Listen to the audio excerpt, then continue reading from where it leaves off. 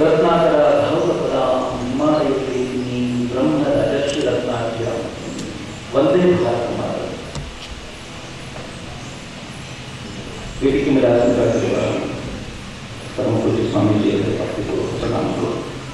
ಆಸೀನರಾಗಿರುವ doctor ಶರಶಕ್ತಿ ಅವರಿಗೆ, ನನ್ನ ನೆಚ್ಚಿನ ಮಿತ್ರ ಕಿರಣ್ ಪಾಟೀಲ್ ಅವರಿಗೆ ನಮಸ್ಕಾರಗಳು ಹಾಗೂ ಆಗಮಿಸಿರುವ ಲೋಕಾಪುರದ ಸಮಸ್ತ ಸಜ್ಜನ ದೇಶಭಕ್ತ ನಾಗರಿಕ ಬಂಧುಗಳಿಗೆ, ಮಾತಾ ಭಗಿನಿಯರಿಗೆ, ನನ್ನೆಲ್ಲ ನೆಚ್ಚಿನ ತರುಣ ಮಿತ್ರರಿಗೆ ಅತ್ಯಂತ ಪ್ರೀತಿಪೂರ್ವಕ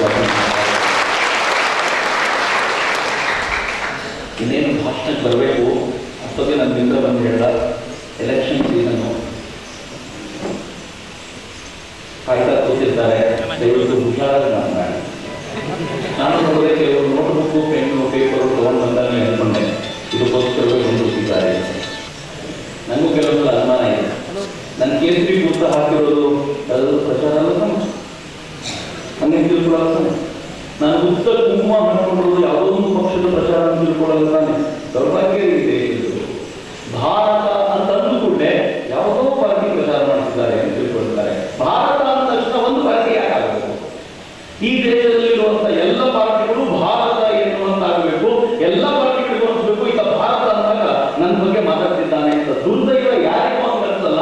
ಇದನ್ನ ಮಾತ್ರ ಪ್ರಚಾರ ಅಂತ ತಿಳ್ಕೊಂಡ್ರೆ ಏನ್ ಮಾಡಿದ್ದಾರೆ? ಇದು ದೇಶದ ದೌರ್ಭಾಗ್ಯದ ಸಂಗತಿ.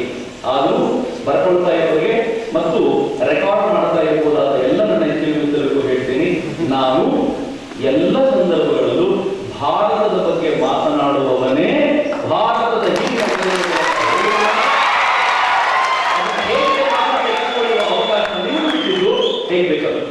ಹೋಗಿ ಇವತ್ತು ವೀರ್ ಸಾವರ್ಕರ್ ಮತ್ತು ಬಾಬು ಜಗಜೀವನ್ ರಾಮ್ ಅವರ ಜಯಂತ್ಯುತ್ಸವ ಅಂತ ಆಚರಣೆ ಮಾಡ್ತೀವಿ.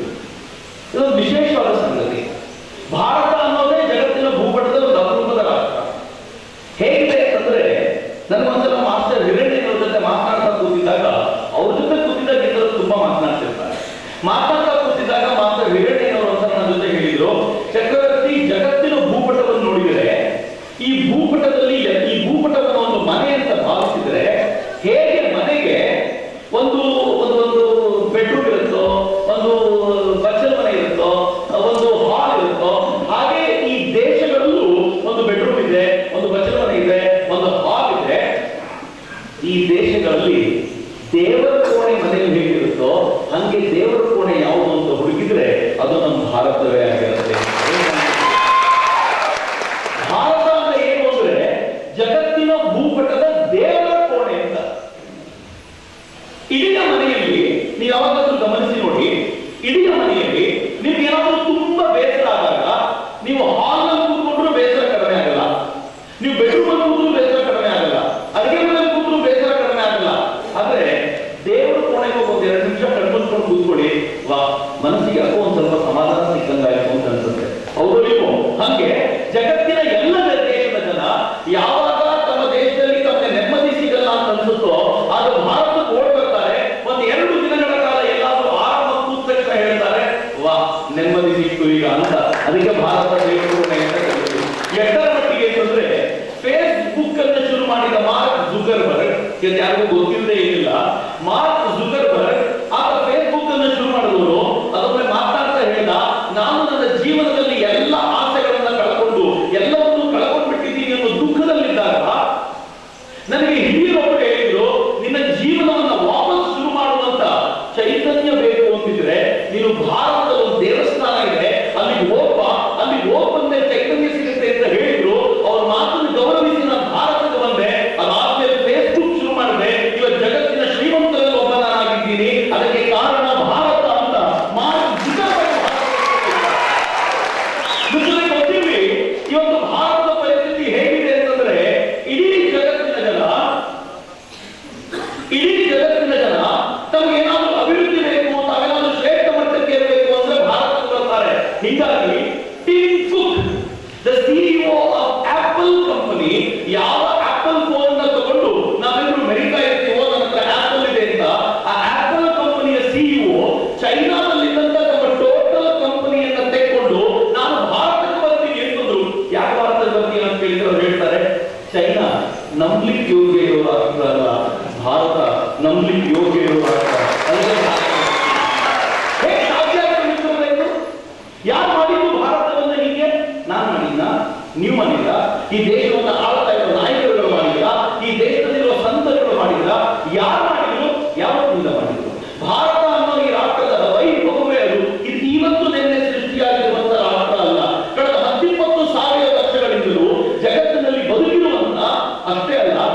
ಜಗತ್ತಿನ ಜನರಿಗೆ ಹೇಗೆ ಬದುಕಬೇಕು ಅಂತ ಹೇಳಿಕೊಟ್ಟಿರುವಂತ ಶ್ರೇಷ್ಠ ನಾಡಿನ ಜನ ನಾವು ಅನ್ನೋದನ್ನ ಯಾವತ್ತಿಗೂ ಮರಿಬೇಡಿ. ಅಂತ ಭಾರತ ನಮ್ಮದು ಅನ್ನುವಂತ ಹೆಮ್ಮೆಯ ಬದುಕಿರುತ್ತೆ. ಆದ್ರೆ ದುರ್ದೈವ, ಹೇಗೆ ಎಲ್ಲ ರಾಷ್ಟ್ರಗಳು ಕೆಳಕ್ಕೆ ಬೀಳ್ತಾವೋ ಹಾಗೆ ಭಾರತಕ್ಕೂ ಕೆಳಕ್ಕೆ ಬೀಳುವಂತ ಅವಕಾಶಗಳು ಅನೇಕ ಬಾರಿ ಸಿಕ್ಕಿತ್ತು. ಅನೇಕ ರಾಷ್ಟ್ರಗಳು ಕೆಳಕ್ಕೆ ಬಿದ್ದಿದ್ದು ಮೇಲೆ ಹೇಳಲ್ಲ. ಆದ್ರೆ ಭಾರತವನ್ನು ಈ ರಾಷ್ಟ್ರ ಯಾವತ್ತು ಕೆಳಕ್ಕೆ ಬಿದ್ದಿದೆಯೋ ಸ್ವಲ್ಪ ದಿನಗಳಲ್ಲಿ ಕೊಡವಿಕೊಂಡು ಮೇಲೆದ್ದು ನಿಂತು ಹಿಂದಿನ ಭಾರತಕ್ಕಿಂತ ವೈಭವಯುತವಾದ ಭಾರತವಾಗಿ ನಿಲ್ಲುತ್ತಲ್ಲ, ಅದು ಭಾರತದ ಶಕ್ತಿಯನ್ನ ಯಾವ ಬಹಳ ಹಿಂದಕ್ಕೆ ತಗೊಂಡು ಹೋಗ್ತೀನಿ. ನಾನು ನಿನ್ನ ಬಹಳ ಹಿಂದೆ ದಕ್ಷಿಣದಲ್ಲಿ ಪೂರ್ತಿ ಪ್ರಳಯವನ್ನು ಇಡೀ ಭೂಮಿ ಮುಳುಗೋಗಿದೆ ಅಂತಂದಾಗ ಮನು ಈ ಭೂಮಂಡಲದ ಉದ್ದವನ್ನ ರಕ್ಷಿಸಿದ ಅಂತ ಹೇಳ್ತಾರೆ. ಅವನು ರಕ್ಷಿಸಿ ಉತ್ತರಕ್ಕೆ ಕೆಲವು ಋಷಿಗಳನ್ನ ನನಗೆ ಬೇಕಾದ ಕೆಲವರನ್ನ ಕರ್ಕೊಂಡು ಹೋಗಿ ಹೊಸ ಭಾರತವನ್ನು ರೂಪಿಸಲಿಕ್ಕೆ ಶುರು ಮಾಡಿದ. ಸರಸ್ವತಿ ನದಿ ಭಾರತ ಮತ್ತೆ ಬೆಳೆದು ಬಂತು. ಋಷಿಗಳು ಬಂದರು, ಅಲ್ಲಿ ಉಪನಿಷತ್ತುಗಳು ಸೃಷ್ಟಿಯಾದವು, ಅದಕ್ಕೂ ಪೂರ್ವದಲ್ಲಿ ವೇದಗಳು ಸೃಷ್ಟಿಯಾದವು. ಇವೆಲ್ಲ ಕಲ್ಪನೆ ಕಟ್ಟಿಕೊಡ್ತಾರೆ.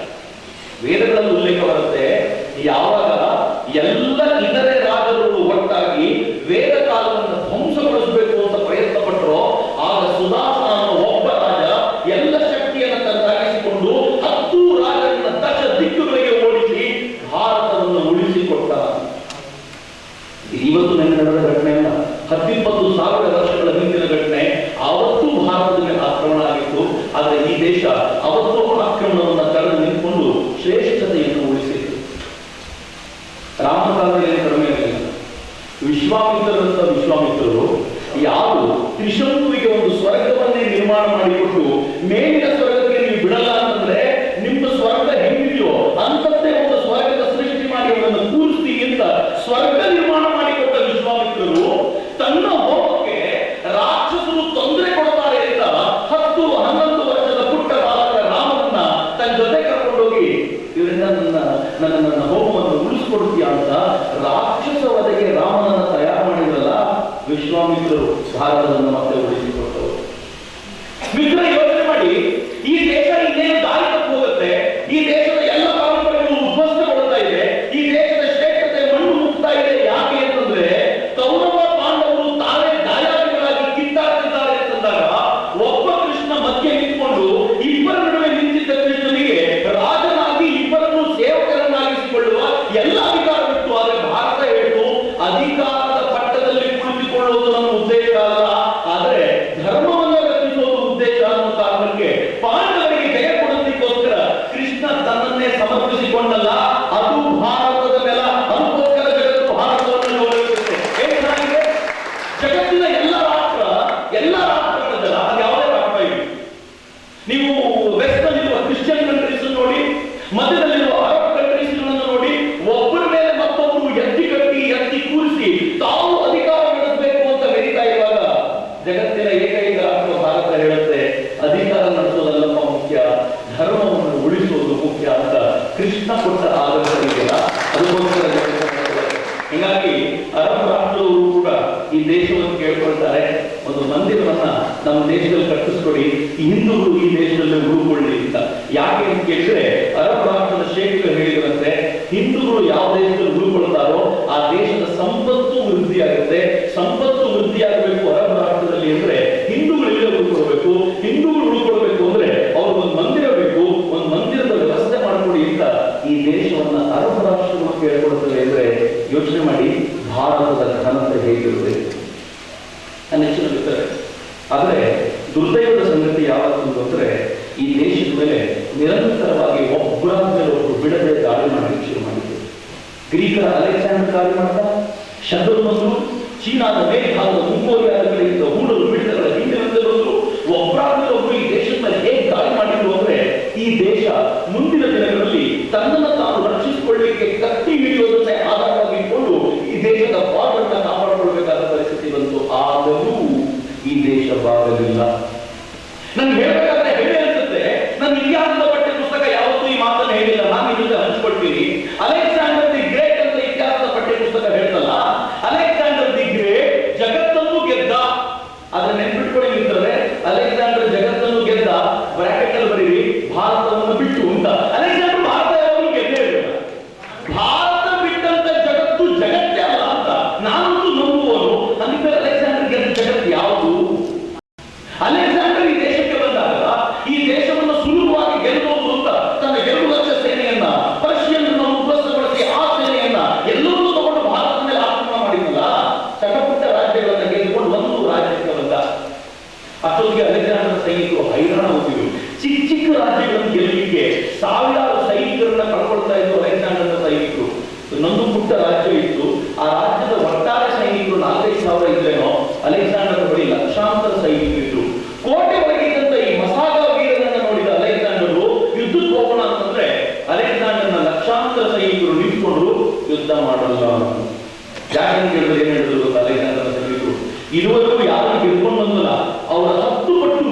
ಸೈನಿಕರು ಇವರೆಲ್ಲರಿಗೆ ಕಾದಾಡ್ಲಿಕ್ಕೆ ಹೋದ್ರೆ ನಮ್ಮಲ್ಲಿ ಯಾವ ಬದುಕ್ತೀವೋ ಇಲ್ವೋ ಅನ್ನೋದು ನಮಗೆ ಡೌಟ್ ಇದೆ. ಹೀಗಾಗಿ ಇವ್ರ ಜೊತೆ ಕಾದಾಡ್ಲಿಕ್ಕೆ ನಾವು ನಿಮ್ಗೆ ಸಪೋರ್ಟ್ ಮಾಡಲ್ಲ ಅಂತ ಹೇಳಿದ್ರು. ಅಲೆಕ್ಸಾಂಡರ್ ಎಂತ ಅದ್ಭುತವಾದ ಭಾಷಣಕಾರನ ಆಗಿದ್ದ ಅಂದ್ರೆ ಮುಂದಿನ 15 ನಿಮಿಷಗಳ ಕಾಲ ರೋಮಾಂಚನಕಾರಿಯಾಗುವ ಭಾಷಣ ಮಾಡಿ ಎಲ್ಲರಿಗೂ ಯುದ್ಧಕ್ಕೆ ಪ್ರೇರೇಪಿಸಿದ.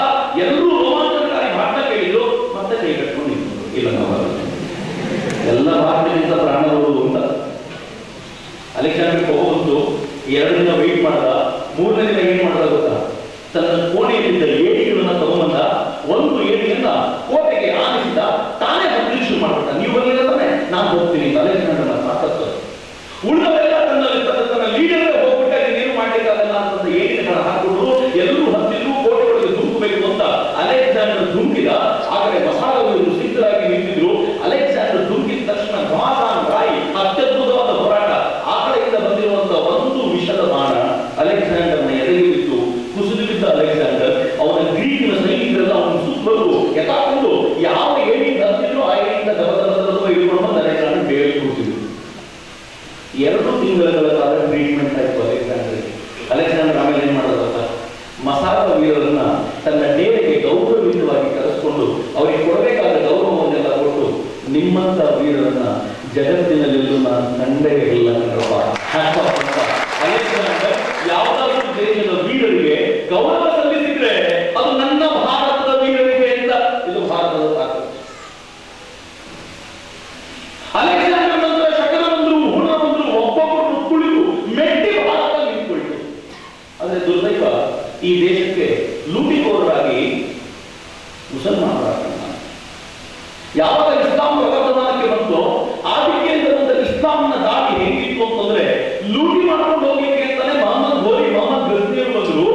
ಈ ದೇಶದಲ್ಲಿ ಅವರು ಲೂಟಿ ಮಾಡಿದ್ ಹೆಂಗಿತ್ತು ಅಂತಂದ್ರೆ ನೆನಪಿಟ್ಕೊಳ್ಳಿದ್ರೆ, ಗುಜರಾತಿನ ಸೋಮನಾಥದ ಮೇಲೆ ದಾಳಿ ಮಾಡಿದ ಮೊಹಮ್ಮದ್ ಗಜ್ನಿ ಆ ದೇವಸ್ಥಾನದ ಲೂಟಿಯನ್ನ ತೆಗೆದುಕೊಂಡು ಓಡೋಗ್ತಿದ್ದ.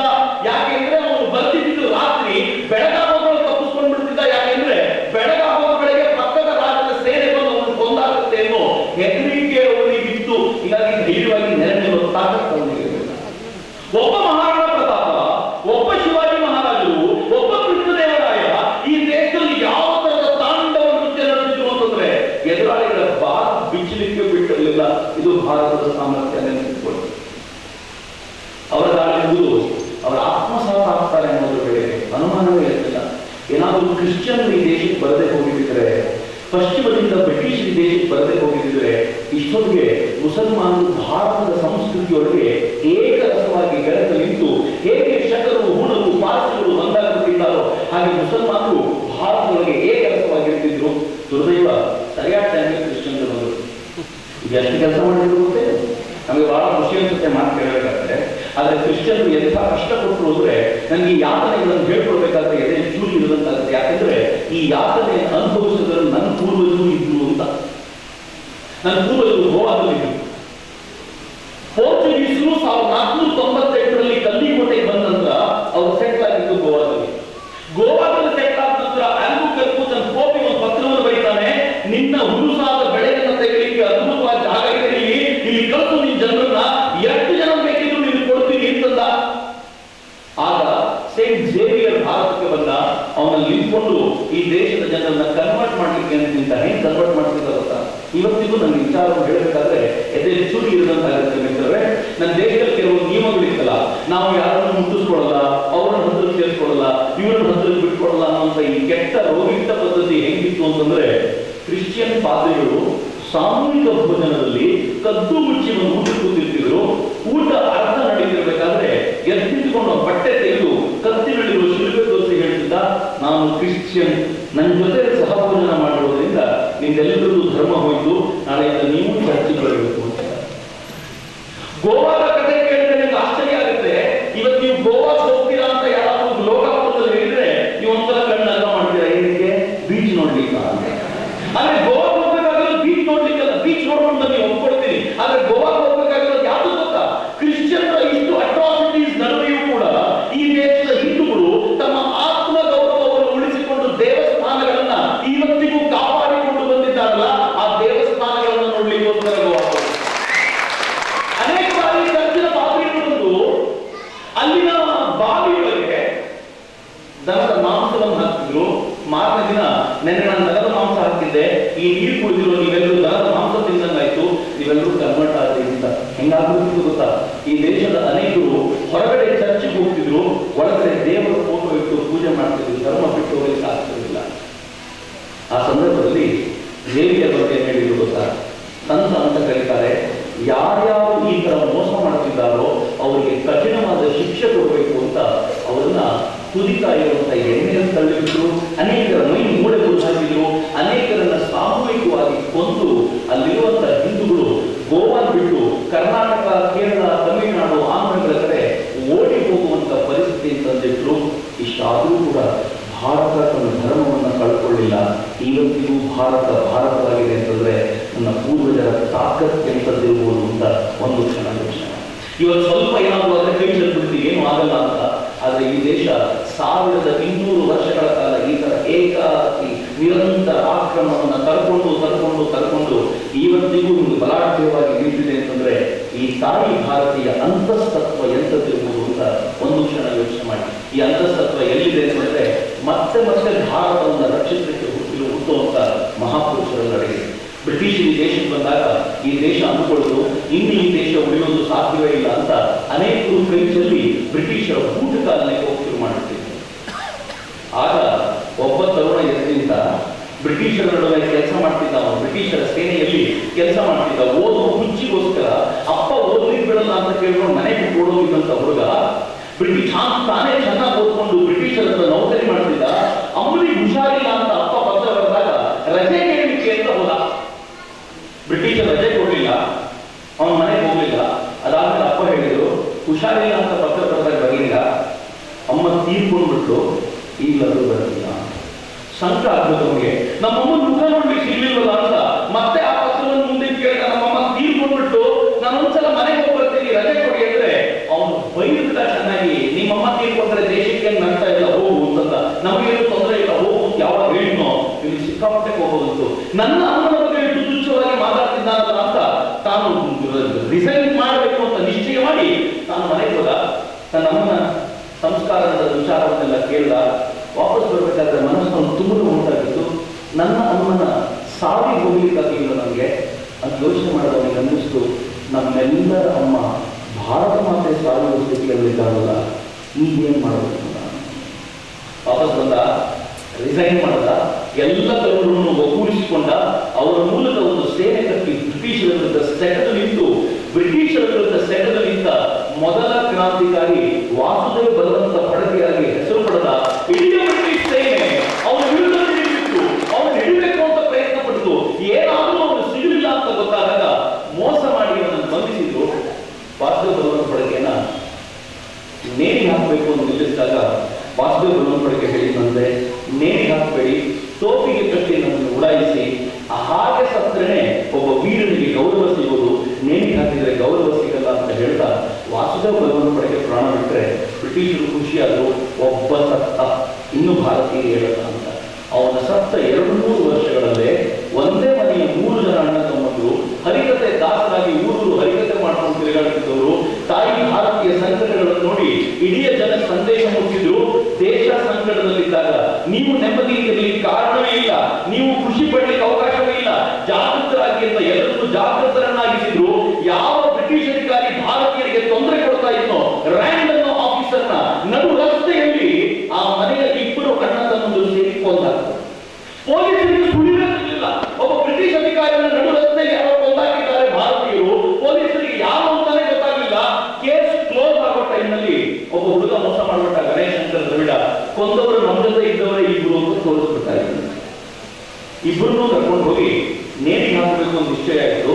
ಶಾಪಿಂಗ್ ಸಹೋದರರು 3 ಜನ, 2 ದೊಡ್ಡ ಅಣ್ಣದನ್ನ ನೇಣಿಗೆ ಹಾಕಬೇಕು ಅಂತಂದ್ರೆ 3ನೇ ತಮ್ಮ ಬಾಕಿ ಇದ್ದಲ್ಲ, ಇವನಿಗೆ ತಡ್ಕೊಳಕ್ಕಾಗಲಿಲ್ಲ.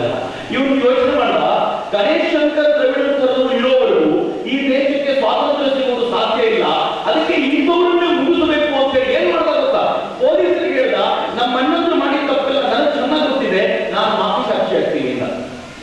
ಪೊಲೀಸರಿಗೆ ಬಹಳ ಖುಷಿ, ತಮ್ಮನೇ ಮಾಫಿ ಸಾಕ್ಷಿ ಆಗ್ಬಿಟ್ಟ ಮೇಲೆ ಕೇಸ್ ಬಲವಾಗಿ ನಿಲ್ಲುತ್ತೆ, ಇಬ್ಬರಿಗೂ ನೇರ ಶಿಕ್ಷೆ ಖಾತ್ರಿ ಆಗುತ್ತೆ ಅಂತ ಅವನು ಫ್ರೀ ಆಗಿಬಿಟ್ರು. ಅವನೊಂದಿನ ರಾತ್ರಿ ನೇರವಾಗಿ ಗಣೇಶ್ ಶಂಕರ್ ದ್ರವಿಡನ ಬಳಿ ಹೋದ. ಸ್ವಲ್ಪ ಆಚೆ ಬರ್ತೀಯ ಅಂತ ಕರೆದ. ಅವನ ಆಚೆ ಬಂದ ತಕ್ಷಣ ನಡು ರಸ್ತೆಯಲ್ಲಿ ದೇಶದಲ್ಲಿ ಗುಂಡಿಟ್ಟು ಅಂತ ಹೇಳಿದ ಈ ದೇಶದಲ್ಲಿ ಅನ್ಯಾಯ ಮಾಡಿದವರು ಇದೇ ಶಾಸ್ತಿ ಅಂತ ಎಚ್ಚರಿಕೆ ಕೊಡ್ಲಿಕ್ಕೋಸ್ಕರ ಬಂದೆ ಅಂತ ಹೇಳಿ ಎಚ್ಚರಿಕೆ ಕೊಟ್ಟ. 3 ಜನ ಅಣ್ಣ ತಮ್ಮನನ್ನ ಬ್ರಿಟಿಷರು ಹಿಡ್ಕೊಂಡು 3 ಜನರನ್ನ ನೇಣಿಗೇರಿಸಿದ್ರು. ಮಿತ್ರರೇ, ಈ ಕಥೆ ಅದೆಷ್ಟು ಸಲ ನಾನು ಓದಿದ್ದೀನೋ ಅದೆಷ್ಟು ಸಲ ಹೇಳಿದ್ದೀನೋ ಗೊತ್ತಿಲ್ಲ. ಪ್ರತಿ ಬಾರಿ ಹೇಳಬೇಕಾದಾಗ ಒಮ್ಮೆ ಮೈಕ್ಷಣದ ಯಾಕಂತ 3 ಜನ ತೀರ್ಕೊಂಡಾಗ ಅವರ ತಾಯಿ ಮನೆಯಲ್ಲಿ ಒಬ್ಬರೇ ಕೂತ್ಕೊಂಡು ಬಿಕ್ಕಳಿಸಿ ಹೇಳ್ತಾ ಇದ್ರು.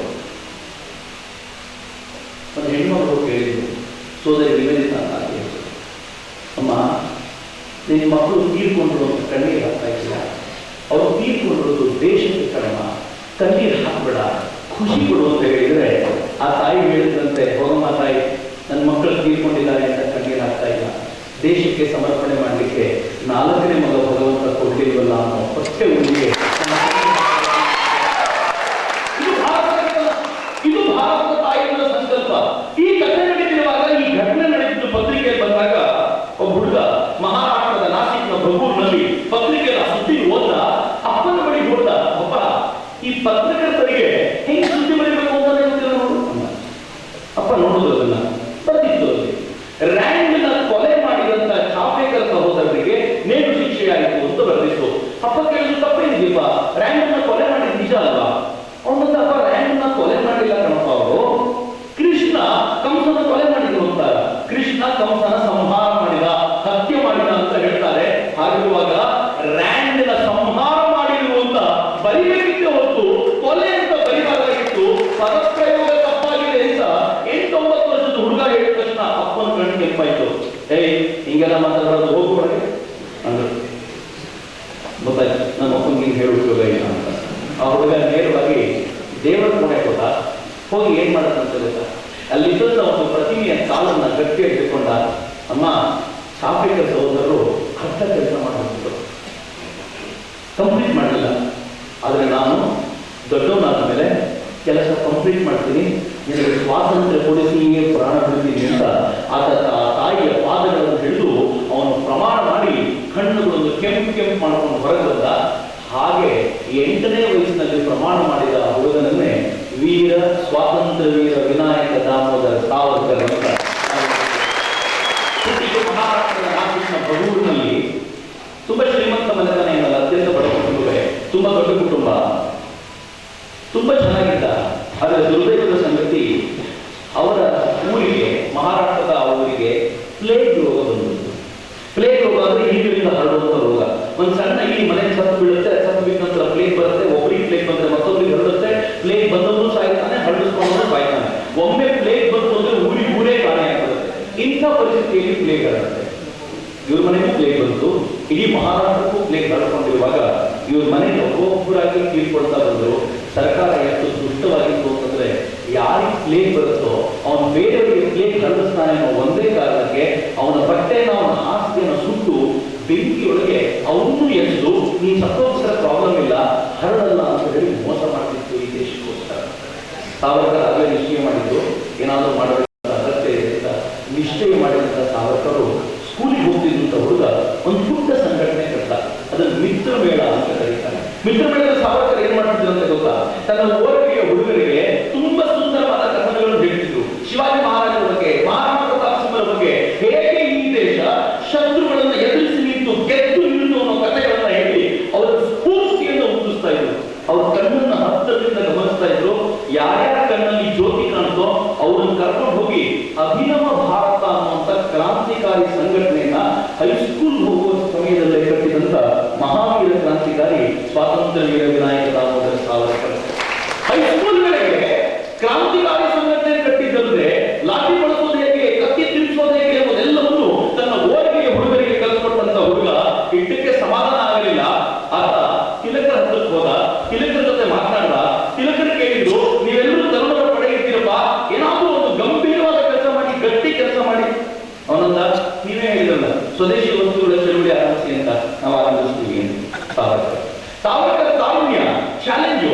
ತಿಲಕರು ಹೇಳಿದ್ರು, ಮಾಡೋದಿದ್ರೆ ವಿಶೇಷವಾಗಿ ಮಾಡಬೇಕು, ಎಲ್ಲ ತರ ಮಾಡೋದಿದ್ರೆ ಮಾಡಲೇಬೇಡಿ.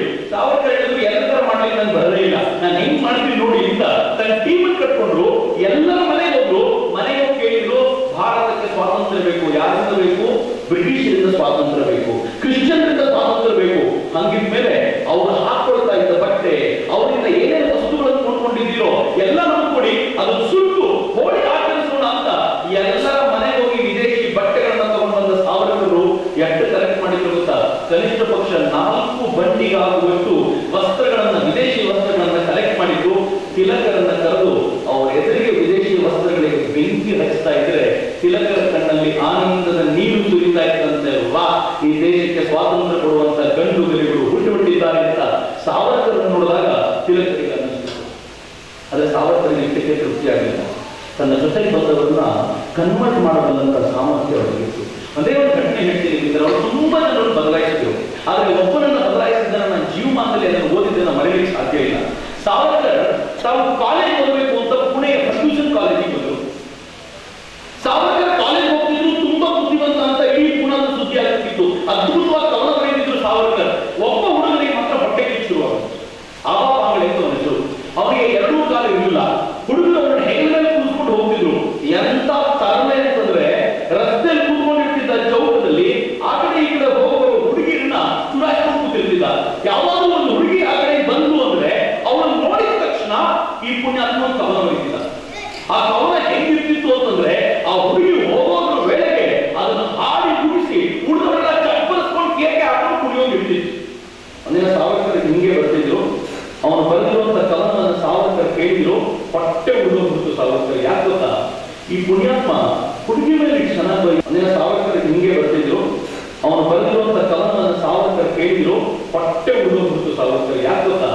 ಈ ಪುಣ್ಯಾತ್ಮ ಹುಡುಗಿ ಮೇಲೆ ಚೆನ್ನಾಗಿ ಬರೆಯುವಂತವನು ಸ್ವಲ್ಪ ದೇಶಭಕ್ತಿ ಬೆಳೆಸ್ಕೊಂಡು ಭಾರತ ಮಾತ್ರ ಮೇಲೆ ಕವನ ಬರೆಯಲಿಕ್ಕೆ ಶುರು ಮಾಡಿಬಿಟ್ರೆ ಹೆಂಗು ಬರೀಬೋದಪ್ಪ ಇವರು ಅಂತ ಅವರಿಗೆ ತಡ್ಕೊಳಕ್ಕಾಗಲಿಲ್ಲ. ಏನಾದ್ರು ಮಾಡಬೇಕಲ್ಲ ಅಂತ ಜೊತೆಲಿ ಗೆಳೆಯ ಹೇಳಿದ್ರು ಆವಾಗಳಿಗೆಲ್ಲ, ಇವನೇ ನೋಡೋ ಈ ಊರ ದೊಡ್ಡ ಕವಿ ಅಂತ ಕರೆಸ್ಕೊಡ್ತಾನೆ, ನಿನ್ನೆದ್ರಿಗೆ ಇವೆಲ್ಲ ಒಂದು ಕವಿನ ಅಂತ ಜೊತೆಲಿ ಗೆಳೆಯ ಹುಮ್ಮಸ್ಕೊಟ್ರು. ಸಾವರ್ಕರ್ ತನ್ನ ಕೋಣೆಗೆ ಬಂದ ತಕ್ಷಣ ತನ್ನ ಮಿತ್ರನಿಗೆ ಹೇಳಿ ಕಳಿಸಿದ್ರು, ಆಬಾ ಪಾಂಗದಿಂದ ಕರ್ಕೊಂಡು ಬನ್ನಿ ಅಂತ. ಸಾವರ್ಕರ್ ಕರೆದಿದ್ದಾರೆ ಅಂದ ತಕ್ಷಣ ಆಬಾ ಪಾಂಗಳೆ ಹೋದ. ಸಾವರ್ಕರ್ ಮಾತನಾಡಲಿಕ್ಕೆ ಶುರು ಮಾಡಿದ್ರು. ಮಿತ್ರರೇ, ಹೇಗಿತ್ತು ಸಾವರ್ಕರ್ ಮಾತುಗಳು ಅಂದ್ರೆ, 1-1.5 ಗಂಟೆ ಎದುರಿಗೆ ಕೂತ ಆಬಾ ಪಾಂಗಳೆ ಕಂಟಿಯಿಂದ ಸುರಿಸಿ ಪೂರ್ತಿ ಖಾಲಿಯಾಗೋಗ್ಬಿಟ್ಟ. ಸಾವರ್ಕರ್ನ ಗಟ್ಟಿಯಾಗಿ ತಪ್ಕೊಂಡು ಹೇಳಿದ, ತಾತ್ಯ, ಸಾವರ್ಕರ್ನ ಪ್ರೀತಿ ತಾತ್ಯ ಅಂತ ಕರೀತಿದ್ರು ಎಲ್ಲರೂ. ತಾತ್ಯ, ಇದೇ ಕೊನೆ ಕಣ, ಇನ್ ಜೀವಮಾನದಲ್ಲಿ ಒಂದೇ ಒಂದು ಕೆಟ್ಟ ಕವನ ಬರೆಯಲ್ಲ. ನೋಡ್ತಾ ಇದ್ದೆ ನಾನು ಬರೆಯುವ ಕವನಗಳು ಹೆಂಗಿರ್ತವೆ ಅಂತ ಅವನ ಕವನಗಳನ್ನು ಬರೆಯಲಿಕ್ಕೆ ಶುರು ಮಾಡಿದ. ಮಿತ್ರರೇ, ಇವತ್ತು ಮಹಾರಾಷ್ಟ್ರಕ್ಕೆ ಹೋಗಿ ಆಬಾ ಪಾಂಗಳೆ ಅಂದ್ರೆ ಯಾರು ಅಂತ ಯಾರಿಗೂ ಗೊತ್ತಿಲ್ಲ. ಮಹಾರಾಷ್ಟ್ರಕ್ಕೆ ಹೋದ್ರೆ ಏನು ಗೊತ್ತಾ ಅವನ ಹೆಸರು? ಸ್ವಾತಂತ್ರ್ಯ ಕವಿ ಗೋವಿಂದ ದರೇಕರ್ ಅನ್ನುವ ಹೆಸರು ಪಡ್ಕೊಂಡಿರುವಂತ ಆಬಾ ಪಾಂಗಳೆಯ ನಿರ್ಮಾಣ ಮಾಡಿದ್ದು ಆ ಪುಣ್ಯಾತ್ಮ ಸ್ವಾತಂತ್ರ್ಯ ವೀರ ಸಾವರ್ಕರ್ ಅನ್ನೋದನ್ನ ಹೆಂಗು ಮರೆಯಲಿಕ್ಕೆ ಸಾಧ್ಯ? ಒಬ್ಬ ಕುಂಟ ಸ್ವಾತಂತ್ರ್ಯ ಕವಿ ಆಗಿರಬಲ್ಲಂತ ಕುಂಟನನ್ನ ಆ ಮಟ್ಟಕ್ಕೆ ಏರಿಸಬಲ್ಲಂತ ಸಾಮರ್ಥ್ಯ ಸಾವರ್ಕರ್ಗಿತ್ತು. ಆದ್ರೆ ಎಷ್ಟು ದಿನ ಅಂತ ಬ್ರಿಟಿಷರ ಜೊತೆ ಇಲ್ಲೇ ಕಾದಾಡೋದು. ಸಾವರ್ಕರ್ ನಿಶ್ಚಯ ಮಾಡಿದ್ರು, ಬ್ರಿಟಿಷರು ಇದಕ್ಕೆ ಸಾವರ್ಕರ್ ನನ್ನ ಗ್ರೇಟ್ ಅನ್ಸು. ಸಾವರ್ಕರ್ ನನ್ನ ಪರಿಚಯ ಆಗಿದೆ ಗೊತ್ತೇ. ನಾನು ಕಾಲೇಜ್ ಓದ್ತಾ ಇದ್ದೆ, ಅಲ್ಲಿವರೆಗೂ ಸಾವರ್ಕರ್ ಅಂತ ಯಾರು ಅಂತ ಗೊತ್ತಿರಲಿಲ್ಲ. 8ನೇ ಕ್ಲಾಸ್ನಲ್ಲಿ ಒಂದು ಸಾಲಿತ್ತು, ವಿ.ಡಿ. ಸಾವರ್ಕರ್ ಅಂತ ಒಬ್ರು ದೇಶಕ್ಕೋಸ್ಕರ ಹೋರಾಟ ಮಾಡಿದ್ರು ಅಂತ. ಏನ್ ಧರ್ಮದ ಸಾಲಿ, ಅವ್ರ ಜೀವನವೇ ಎಷ್ಟು ದೊಡ್ಡದು ಅಂತಂದ್ರೆ ಇಡೀ ಪಠ್ಯ ಪುಸ್ತಕದಲ್ಲಿ ಒಂದೇ ಒಂದು ಸಾಲು ಅವ್ರ ಬಗ್ಗೆ ಇತ್ತು. ನಾನೊಬ್ಬ ಹಿರಿಯರನ್ನು ಭೇಟಿ ಮಾಡಿದಾಗ ಭಗತ್ ಸಿಂಗ್, ಸುಖದೇವ್, ರಾಜಗುರು, ಚಂದ್ರಶೇಖರ್ ಆಜಾದ್ ಇವರೆಲ್ಲರ ಬಗ್ಗೆ ತುಂಬಾ ಮಾತನಾಡಿದಾಗ ಅವ್ರು ಕೇಳಿದ್ರು. ಎಲ್ಲರ ಬಗ್ಗೆ ಹೇಳಿದಿಲ್ಲ, ಸಾವರ್ಕರ್ ಬಗ್ಗೆ ಏನಾದ್ರು ಗೊತ್ತಾ? ನಾನು ಯಾರು ಹೊರಡಿದ್ರು ತೋರಿಸ್ತೀನಿ ಅಂತ ನನ್ನ ಕರ್ಕೊಂಡು ಹೋಗಿ ಒಂದು ದಪ್ಪನೆಯ ಪುಸ್ತಕ ಕೈಯಲ್ಲಿತ್ತು. ಈ ಪುಸ್ತಕ ಓದಿ ಮುಗಿಸುವವರೆಗೂ ಹೇಳ್ಬೇಡ ಅಂತ. 2 ದಿನ ಹಿಡಿದು ನನಗೆ ಪುಸ್ತಕ ಓದಿ ಮುಗಿಸ್ಲಿಕ್ಕೆ. ಆಗ ಗೊತ್ತಾಯ್ತು, ಎಂಥ ವ್ಯಕ್ತಿಯನ್ನ ಕಳ್ಕೊಂಡ್ಬಿಟ್ವಲ್ಲ ನಾವು, ಎಂಥ ಶಕ್ತಿಯನ್ನ ಕಳ್ಕೊಂಡ್ಬಿಟ್ವಲ್ಲ, ಹೊಟ್ಟೆ ಉದ್ದೋಗ್ಬಿಟ್ಟು ನಿಂತರೆ. ಯಾಕಂತ ಒಬ್ಬ ಇಂಟೆಲೆಕ್ಚುಯಲ್ ಕ್ರಾಂತಿಕಾರಿ. ಚಂದ್ರಶೇಖರ್ ಆಜಾದರ ಕ್ರಾಂತಿತ್ವ ಬೇರೆ, ಸಾವರ್ಕರ್ ಕ್ರಾಂತಿಕಾರಿತ್ವ ಬೇರೆ. ಭಗತ್ ಸಿಂಗ್ ಕ್ರಾಂತಿಕಾರಿತ್ವ ಬೇರೆ, ಸಾವರ್ಕರ್ ಕ್ರಾಂತಿಕಾರಿತ್ವ ಬೇರೆ. ಗಾಂಧೀಜಿಯವರ ಚಿಂತನೆ ಬೇರೆ, ಸಾವರ್ಕರ್ ಚಿಂತನೆ ಸ್ಪಷ್ಟವಾಗಿ ಬೇರೆ. ಎಷ್ಟು ಸ್ಪಷ್ಟ ಅಂತಂದ್ರೆ ಮಹಾರಾಷ್ಟ್ರದಲ್ಲಿ ಸಾವರ್ಕರು 16-18-20 ಹೋರ ಯೋಚನೆ ಮಾಡಿದ್ರು. ಬ್ರಿಟಿಷರು ಲಂಡನ್ನಿಂದ ಇಲ್ಲಿ ಬಂದು ಹೋರಾಟ ಮಾಡ್ತಾರೆ, ನಮ್ಮನ್ನು ತುಳಿದಿಟ್ಕೊಳ್ತಾರೆ, ನಾವು ಇಲ್ಲಿ ವಿರುದ್ಧ ಫೈಟ್ ಮಾಡೋದು. ನಾವು ಲಂಡನ್ಗೆ ಹೋಗಿ ವಿರುದ್ಧ ಫೈಟ್ ಮಾಡಿದ್ರೆ ಮಜಾ ಬರಲ್ವ ಅಂತ ಯಾರಿಗೆ ಸಾಧ್ಯ ಯೋಚನೆ ಮಾಡಲಿಕ್ಕೆ? ಸಿಂಹ ನಮ್ಮ ಊರಿಗೆ ಬಂದಾಗ ಸಿಂಹ ಜೊತೆ ಫೈಟ್ ಮಾಡೋದು ಬೇರೆ. ಸಿಂಹದ ಗುಹೆಗೆ ನಾನೇ ನುಗ್ಗಿ ನಮ್ಮ ಊರಿಗೆ ಬಂದ್ರೆ ಮಾಡಿದ್ರೆ ತಾಕತ್ತು ಬೇಕಲ್ಲ. ಸಾವರ್ಕರ್ ನಿಶ್ಚಯ ಮಾಡಿದ ತಾಕತ್ತು ನನ್ನೊಳಗಿದೆ ಅಂತ. ಅದು ಹೋಗೋದೇಗೆ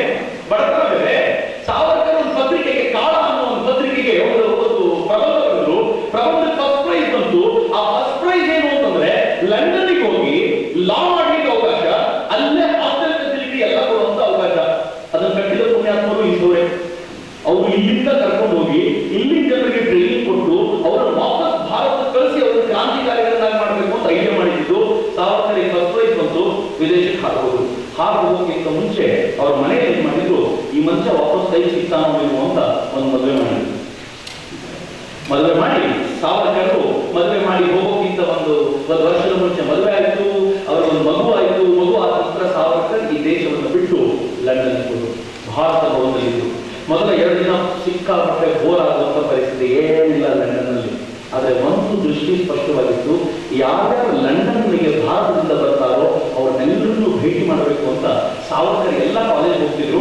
ಭಾರತೀಯರನ್ನ ಕೈ ಮುಗಿದು ಕೇಳ್ಕೊಳ್ತಿದ್ರು, ನಾನು ಭಾರತದಿಂದ ಬಂದಿದ್ದೀನಿ, ಪೂನಾದಿಂದ ಬಂದಿದ್ದೀನಿ, ನಾನು ಭಗವನ್ನವನು, ನೀವು ಒಂದ್ಸಲ ಬರ್ತೀರಾ ಭಾರತ ಭವನಕ್ಕೆ? ಯಾರೂ ಕೇರ್ ಮಾಡಲಿಲ್ಲ.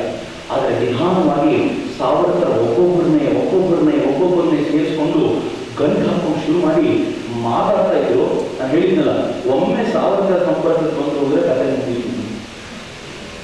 ಒಂದು ದೊಡ್ಡ ಕ್ರಾಂತಿಕಾರಿ ಪಡೆ ಕಟ್ಟಲಿಕ್ಕೆ ಸಾವರ್ಕರ್ ಸಿದ್ಧ ಮಾಡಿದ್ರು.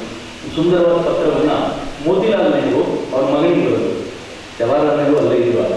ಜವಾಹರ್ಲಾಲ್ ನೆಹರುಗೆ ಮೋತಿಲಾಲ್ ನೆಹರು ಪತ್ರ ಬರೆದು ಏನ್ ಹೇಳಿದ್ರು ಅಂತಂದ್ರೆ, ಮಗು ನೆಹರು, ನೀನು ಯಾರ ಜೊತೆ ಇದ್ರೂ ಸೇರು ಲಂಡನ್ನಲ್ಲಿ, ಸಾವರ್ಕರ್ ಜೊತೆ ಮಾತ್ರ ಸೇರ್ಬೇಡ, ನಿನ್ನ ತಲೆಗಳ. ಅವ್ರಪ್ಪ ಯಾವಾಗಲೂ ಸಾವರ್ಕರ್ ಜೊತೆ ಸೇರಲೇ ಇಲ್ಲ, ಅವ್ರು ಸೆಪರೇಟ್ ಆಗಿ ಉಳಿದ್ರು. ಅದೊಂದು ಬೇರೆ ಪಕ್ಷ ಇಟ್ಕೊಳ್ಳಿ, ಅದೊಂದು ಬೇರೆ ಮಾತು.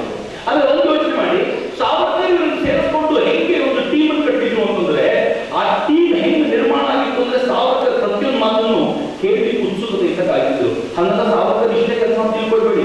ಏನ್ ಮಾಡ್ತಿದ್ರು ಗೊತ್ತಾ ಸಾವರ್ಕರ್? ಲಂಡನ್ನ ಲೈಬ್ರರಿಗೆ ಹೋಗ್ತಿದ್ರು. ಲೈಬ್ರರಿಗೆ ಹೋಗಿ 1857ರ ಭಾರತ ಸ್ವಾತಂತ್ರ್ಯ ಸಂಗ್ರಾಮದ ಪುಸ್ತಕವನ್ನು ತೆಗಿತಾ ಇದ್ರು. ಆ ಪುಸ್ತಕವನ್ನು ಅಧ್ಯಯನ ಮಾಡ್ತಿದ್ರು. ಆಗಲೇ ಅವರಿಗೆ ಗೊತ್ತಾಗಿದ್ದು, 1857ರ ಸಂಗ್ರಾಮ ಭಾರತದಲ್ಲಿ ನಡೆಯುವಾಗ ಬ್ರಿಟಿಷರು ಲಂಡನ್ನಲ್ಲಿ ನಿದ್ದೆ ಮಾಡ್ತಿರ್ಲಿಲ್ಲ. ಯಾಕೆ ಅಂದ್ರೆ ನಮಗೆ ಬೆಳಕಿರುವಾಗ ಅವರಿಗೆ ರಾತ್ರಿ ಆಗಿರ್ತಿತ್ತು, ಅವರಿಗೆ ರಾತ್ರಿ ಆಗಿರುವಾಗ ನಮಗೂ ಬೆಳಕು. ನಮಗೆ ಬೆಳಕಿದ್ದಾಗ ನಾವು ಯಾರ್ಯಾರ ಮೇಲೆ ಕಾದಾಟ ಮಾಡಿ ಯಾರ್ಯಾರು ಕೊಂದಿರ್ತಿದ್ವು ಅನ್ನೋ ಹೆದರಿಕೆಗೆ ರಾತ್ರಿ ನಿದ್ದೆ ಮಾಡ್ತಿರ್ಲಿಲ್ಲ. ಬೆಳಗ್ಗೆ ಸುದ್ದಿ ಬರುತ್ತಾ ಅಂತ ಕಾಯ್ಕೊಂಡು ಕೂತಿರ್ತಿದ್ರು. ಬ್ರಿಟಿಷರು 1855ರಲ್ಲಿ ದಿನವಿಲ್ಲ ಒತ್ತಾಡಿದ್ರು ಅನ್ನೋದನ್ನ ಸಾವರ್ಕರ್ ಲೈಬ್ರರಿ ಕೂತ ಮೇಲೆ ಗೊತ್ತಾಯ್ತು. ಸಾವರ್ಕರ್ ಅಂದ್ಕೊಂಡು ನನ್ನ ಜನ ಗುರುತಿಸಬೇಕು ಅಂತ 1857ರ ಸಂಗ್ರಾಮದ ಮೇಲೆ ಒಂದು ವಿಸ್ತೃತವಾದ ಪುಸ್ತಕ ಬರ್ತದೆ.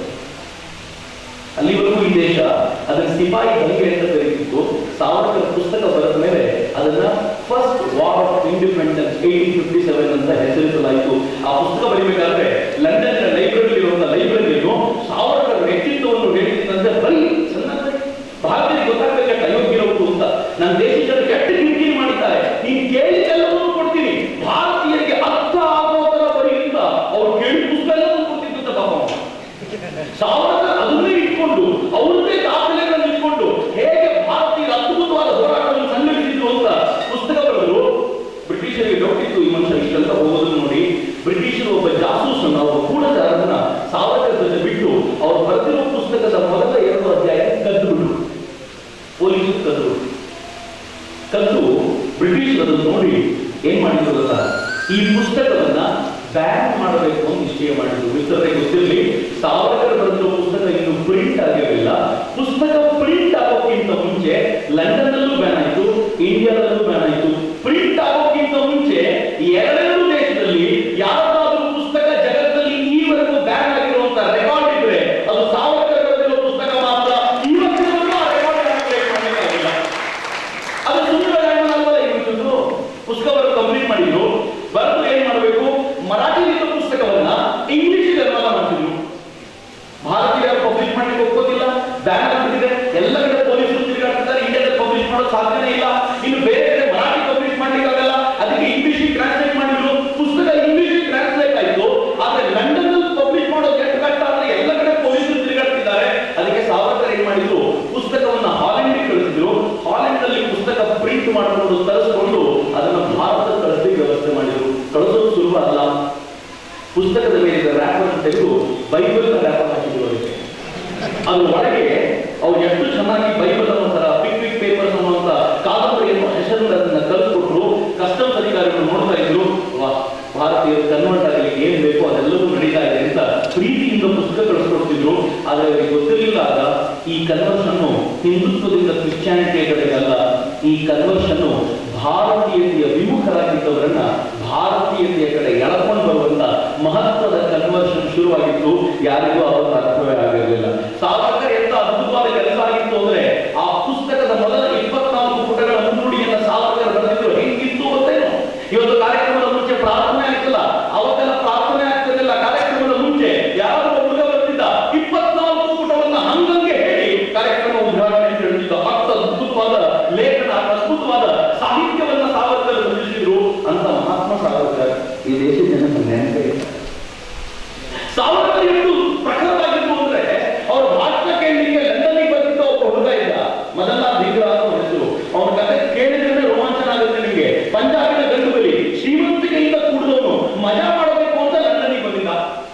9-10 ತಿಂಗಳು ಬಿಡಿ ಹುಡುಗಿ ಜೊತೆ ತಿರುಗಾಡ್ಕೊಂಡಿರ್ತಿದ್ದವನು 11-12 ತಿಂಗಳು ಓದ್ಲಿಕ್ಕೆ ಕೂತ್ರೆ ರ್ಯಾಂಕ್ ಬರ್ತಿದ್ದ. ಯಾವತ್ತೋ ಒಂದಿನ ಸಾವರ್ಕರ್ ಭಾಷಣ ಕೇಳಿದ, ರೋಮಾಂಚಿತನಾದ. ಭಾಷಣ ಮಾಡ್ತಿದ್ದ ಸಾವರ್ಕರ್ ನಡುವೆ ಎದ್ದಿಂದ, ಸಾವರ್ಕರ್ಜಿ ಇವರೆಲ್ಲರೂ ಭಾಷಣ ಕೇಳಕ್ ಬಂದಿದ್ದಾರೆ, ನಾನು ಒಬ್ಬನೇ ಕೆಲಸ ಮಾಡ್ಲಿಕ್ಕೆ ಬಂದಿರೋದು, ಏನಾದ್ರು ಕೆಲಸ ಇರಬೇಕು ಅಂತ. ಎಲ್ಲರೂ ನಕ್ಬಿಟ್ಟು, ನಿನಗೆ ಮೌಜ್ ಮಸ್ತಿ ಮಾಡ್ಲಿಕ್ಕೆ, ಕನ್ನಡಿ ಮುಂದೆ ಮೇಕಪ್ ಮಾಡ್ಕೊಳ್ಳಿಕ್ಕೆ ಟೈಮ್ ಸಾಕಾಗಲ್ಲ, ಇನ್ನು ಕೆಲಸ ಯಾವಾಗ ಮಾಡ್ತೀಯ ಅಂತ ಕೇಳಿದ್ರು.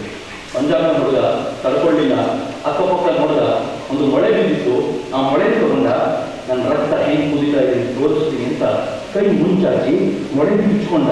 ಮೊಳೆ ಕೈಯ ಮೇಲ್ತುದಿಯಿಂದ ಕೆಳತುದಿ ಬಂದು, ಮೊಳೆಯ ಕೆಳತುದಿಯಿಂದ ರಕ್ತ ಟಪ ಟಪ ಟಪ ಬೀಳ್ತಿದ್ರೆ ಎಲ್ಲರೂ ಗಾಬರಿಯಿಂದ ನೋಡ್ತಿದ್ರು.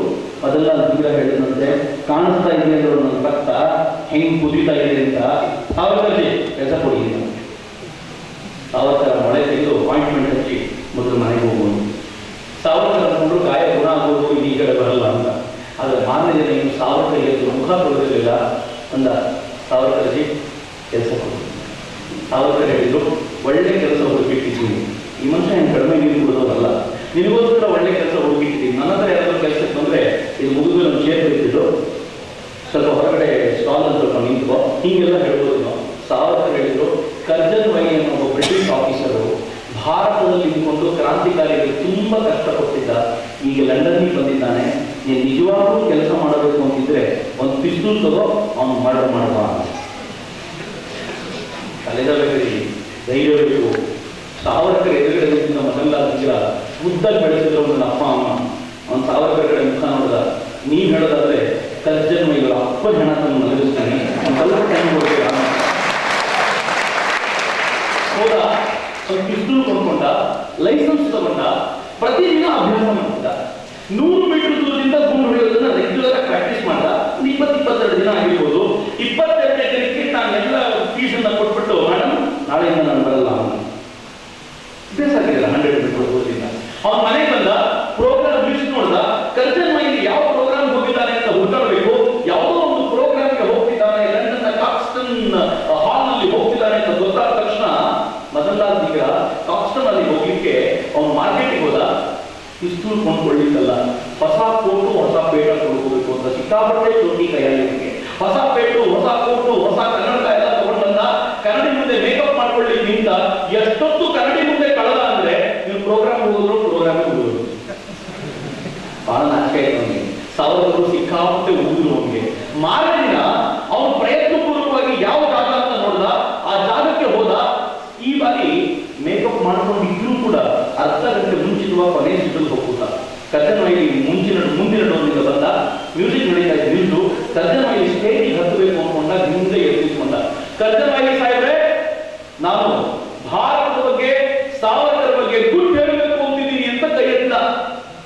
ಸಾವರ್ಕರ್ ಹೆಸರು ಕೇಳಿದ ತಕ್ಷಣ ಇವನು ಕಿವಿ ನೆಟ್ಟಗಾಗುದು. ಕರ್ಜನ್ ಮೈಲಿದು ಅವರೆಲ್ಲ ಗುಡ್ಡು ಏನಾದ್ರು ಜೋರಾಗಿ ಹೇಳ್ತಾರೇನಪ್ಪ, ಬಾ ಕಿವಿಯಲ್ಲಿ ಹೇಳು ಅಂತ ಕರೆದ. ಸುಮ್ಮನೆ ಯೋಚನೆ ಮಾಡೋದು, ಏನ್ ನಡೆದಿರ್ಬೋದು ಅವ್ರ ಮನಸ್ಸಿನಲ್ಲಿ ಆವಾಗ. ಮೊದಲ ತಿಂಗಳ ಯೋಚನೆ ಮಾಡಿರ್ಬೋದು, ಈ ಪುಣ್ಯಾತ್ಮ ಈ ಹತ್ತಿರ ಸಿಗ್ತಾನೆ ಅಂತ ಗೊತ್ತಿದ್ರೆ 22 ದಿನದ ಟ್ರೈನಿಂಗೇ ಬೇಡ, ಒಂದಿನ ತಗೊಂಡ್ಬಿಟ್ಟಿದ್ರೆ ಸಾಕಾಗಿತ್ತು. 100 ಮೀಟರ್ ದೂರದಿಂದ ಯಾಕೆ ಟ್ರೈನಿಂಗ್ ತಗೊಂಡ್ಬಿಟ್ಟಿತ್ತು ಅಂತ. 10 ನಡ್ಕೊಂಡು ಬಂದವರು ಕರ್ಜನ್ ಮೈಲಿ ಹೇಳಿದ, ದೇಹ ಎತ್ತರ ಇದೆ, ಸ್ವಲ್ಪ ತಲೆ ಗೊತ್ತು, ಕಿವಿಯಲ್ಲಿ ಹೇಳ್ತೀನಿ ಅಂತ ಕಿವಿಯಲ್ಲಿ ಗುಡ್ ಹೇಳೋ ತರ ಮಾಡ್ತಾ ತನ್ನ ಜೇಬಿನಿಂದ ಪಿಸ್ತೂಲ್ ತೆಗೆದ. ಅವನ ಬಗ್ಗೆ ಬರೆದವರು ಹೇಳ್ತಾರೆ, ಜೇಬಿನಲ್ಲಿ 2 ಪಿಸ್ತೂಲು 3 ಚೂರು ಇಟ್ಕೊಂಡಿದ್ದಂತೆ. ಒಂದು ಫೇಲ್ ಆದ್ರೆ ಮತ್ತೊಂದು ಕೊಲ್ಲಬೇಕು ಅಂತ ಅವ್ರು ಮಾಡ್ತಾ ಡಿಸೈಡ್ ಮಾಡ್ಕೊಂಡು ಬಂದ್ಬಿಟ್ಟಿದ್ದ. ಒಟ್ಟು 6 ಗುಂಡು ರೈಫಲ್ ನಲ್ಲಿ ಅದನ್ನು 5 ಗುಂಡು ಅವನಿಗೆ ಹೋಗಿಸ್ದ. 1 ಗುಂಡು ಪಕ್ಕದಲ್ಲಿ ಅವನಿಗೆ ಬಿತ್ತು, ಅವನು ಅಲ್ಲೇ ಹೋದ. ಇವನು ಕುದಿಗೆ 5 ಗುಂಡು ಬಿತ್ತು, 4 ಗುಂಡು ಬಿತ್ತು, ಇವನು ಸತ್ತ. 6ನೇ ಗುಂಡು ಬಾಕಿ ಇತ್ತು, ಅದು ತನ್ನ ಮನೆ ಗುರಿ. ಆದ್ರೆ ಒಂದು ದುರ್ದೈವ, ಗುಂಡು ಹಾಗೆ ಪಿಸ್ತೂಲ್ ಹಾಗೆ ಗುಂಡು ಬಿತ್ತು. ನಾನು ಯಾರು ಕೇಳಿದೆ, ಅದೇ ಗುಂಡು ಹಾಕಿಲ್ಲ, 5 ಗುಂಡು ಹಾಕು ಅಂತ. ಅವರಾದ್ರು 1 ತಿಂಗಳು ಪ್ರಾಕ್ಟೀಸ್ ಮಾಡಿದ್ದು ಕೊಲ್ಲೋದೇ ಹೊರತು ಸಾಯುವುದಲ್ಲ, ಅದಕ್ಕೆ ಫೇಲ್ ಆಗ್ಬೇಕ ಅಂತ. ಅವನು ಸಾಯೋದೇ ಗೊತ್ತಿಲ್ಲ, ಕೊಲ್ಲೋ ಪ್ರಾಕ್ಟೀಸ್ ಮಾಡಿದ್ದ ಅವನು. ಈಗ ಪೊಲೀಸರು ಓಡ ಬಂದ್ರು, ಕೈಯಲ್ಲಿ ಪಿಸ್ತೂಲ್ ಇಟ್ಟು ಹಿಡಿಲಿಕ್ಕೆ ಗಟ್ಟಿ ಆಗಲಿಲ್ಲ, ಬಿಸಾಕ್ದ. ಹಿಡ್ಕೊಟ್ರಪ್ಪ, ಯಾಕೆ ಹೆದರ್ಕೊತೀರಾ ಅಂತ. ಇವನು ಮುಖ ನೋಡಿದ ಪೊಲೀಸರು ಗಾಬರಿಯಾಗಿ ಅವನಿಗೆ ಕೋಳ ಕೊಡಿಸ್ಬೇಕು ಅಂತ ಹೋದಾಗ ಅವನಂದ, ಒಂದೇ 1 ನಿಮಿಷ ಇವನು ಕೊಲ್ಲೋ ಹೊರಗಡೆ ನಾನು ಹಾಕೊಂಡ್ರೆ ಹೊಸ ಕನ್ನಡ ಬೆಳೆದು ಹೋಗಿದೆ, ಜೈಲಿಗೆ ಹೋಗ್ಬೇಕಾದ್ರೆ ನೀಟಾಗಿ ಹೋಗ್ಬೇಕು ಸರ್ ಅಂತ ಕನ್ನಡ ಹಾಕೊಂಡು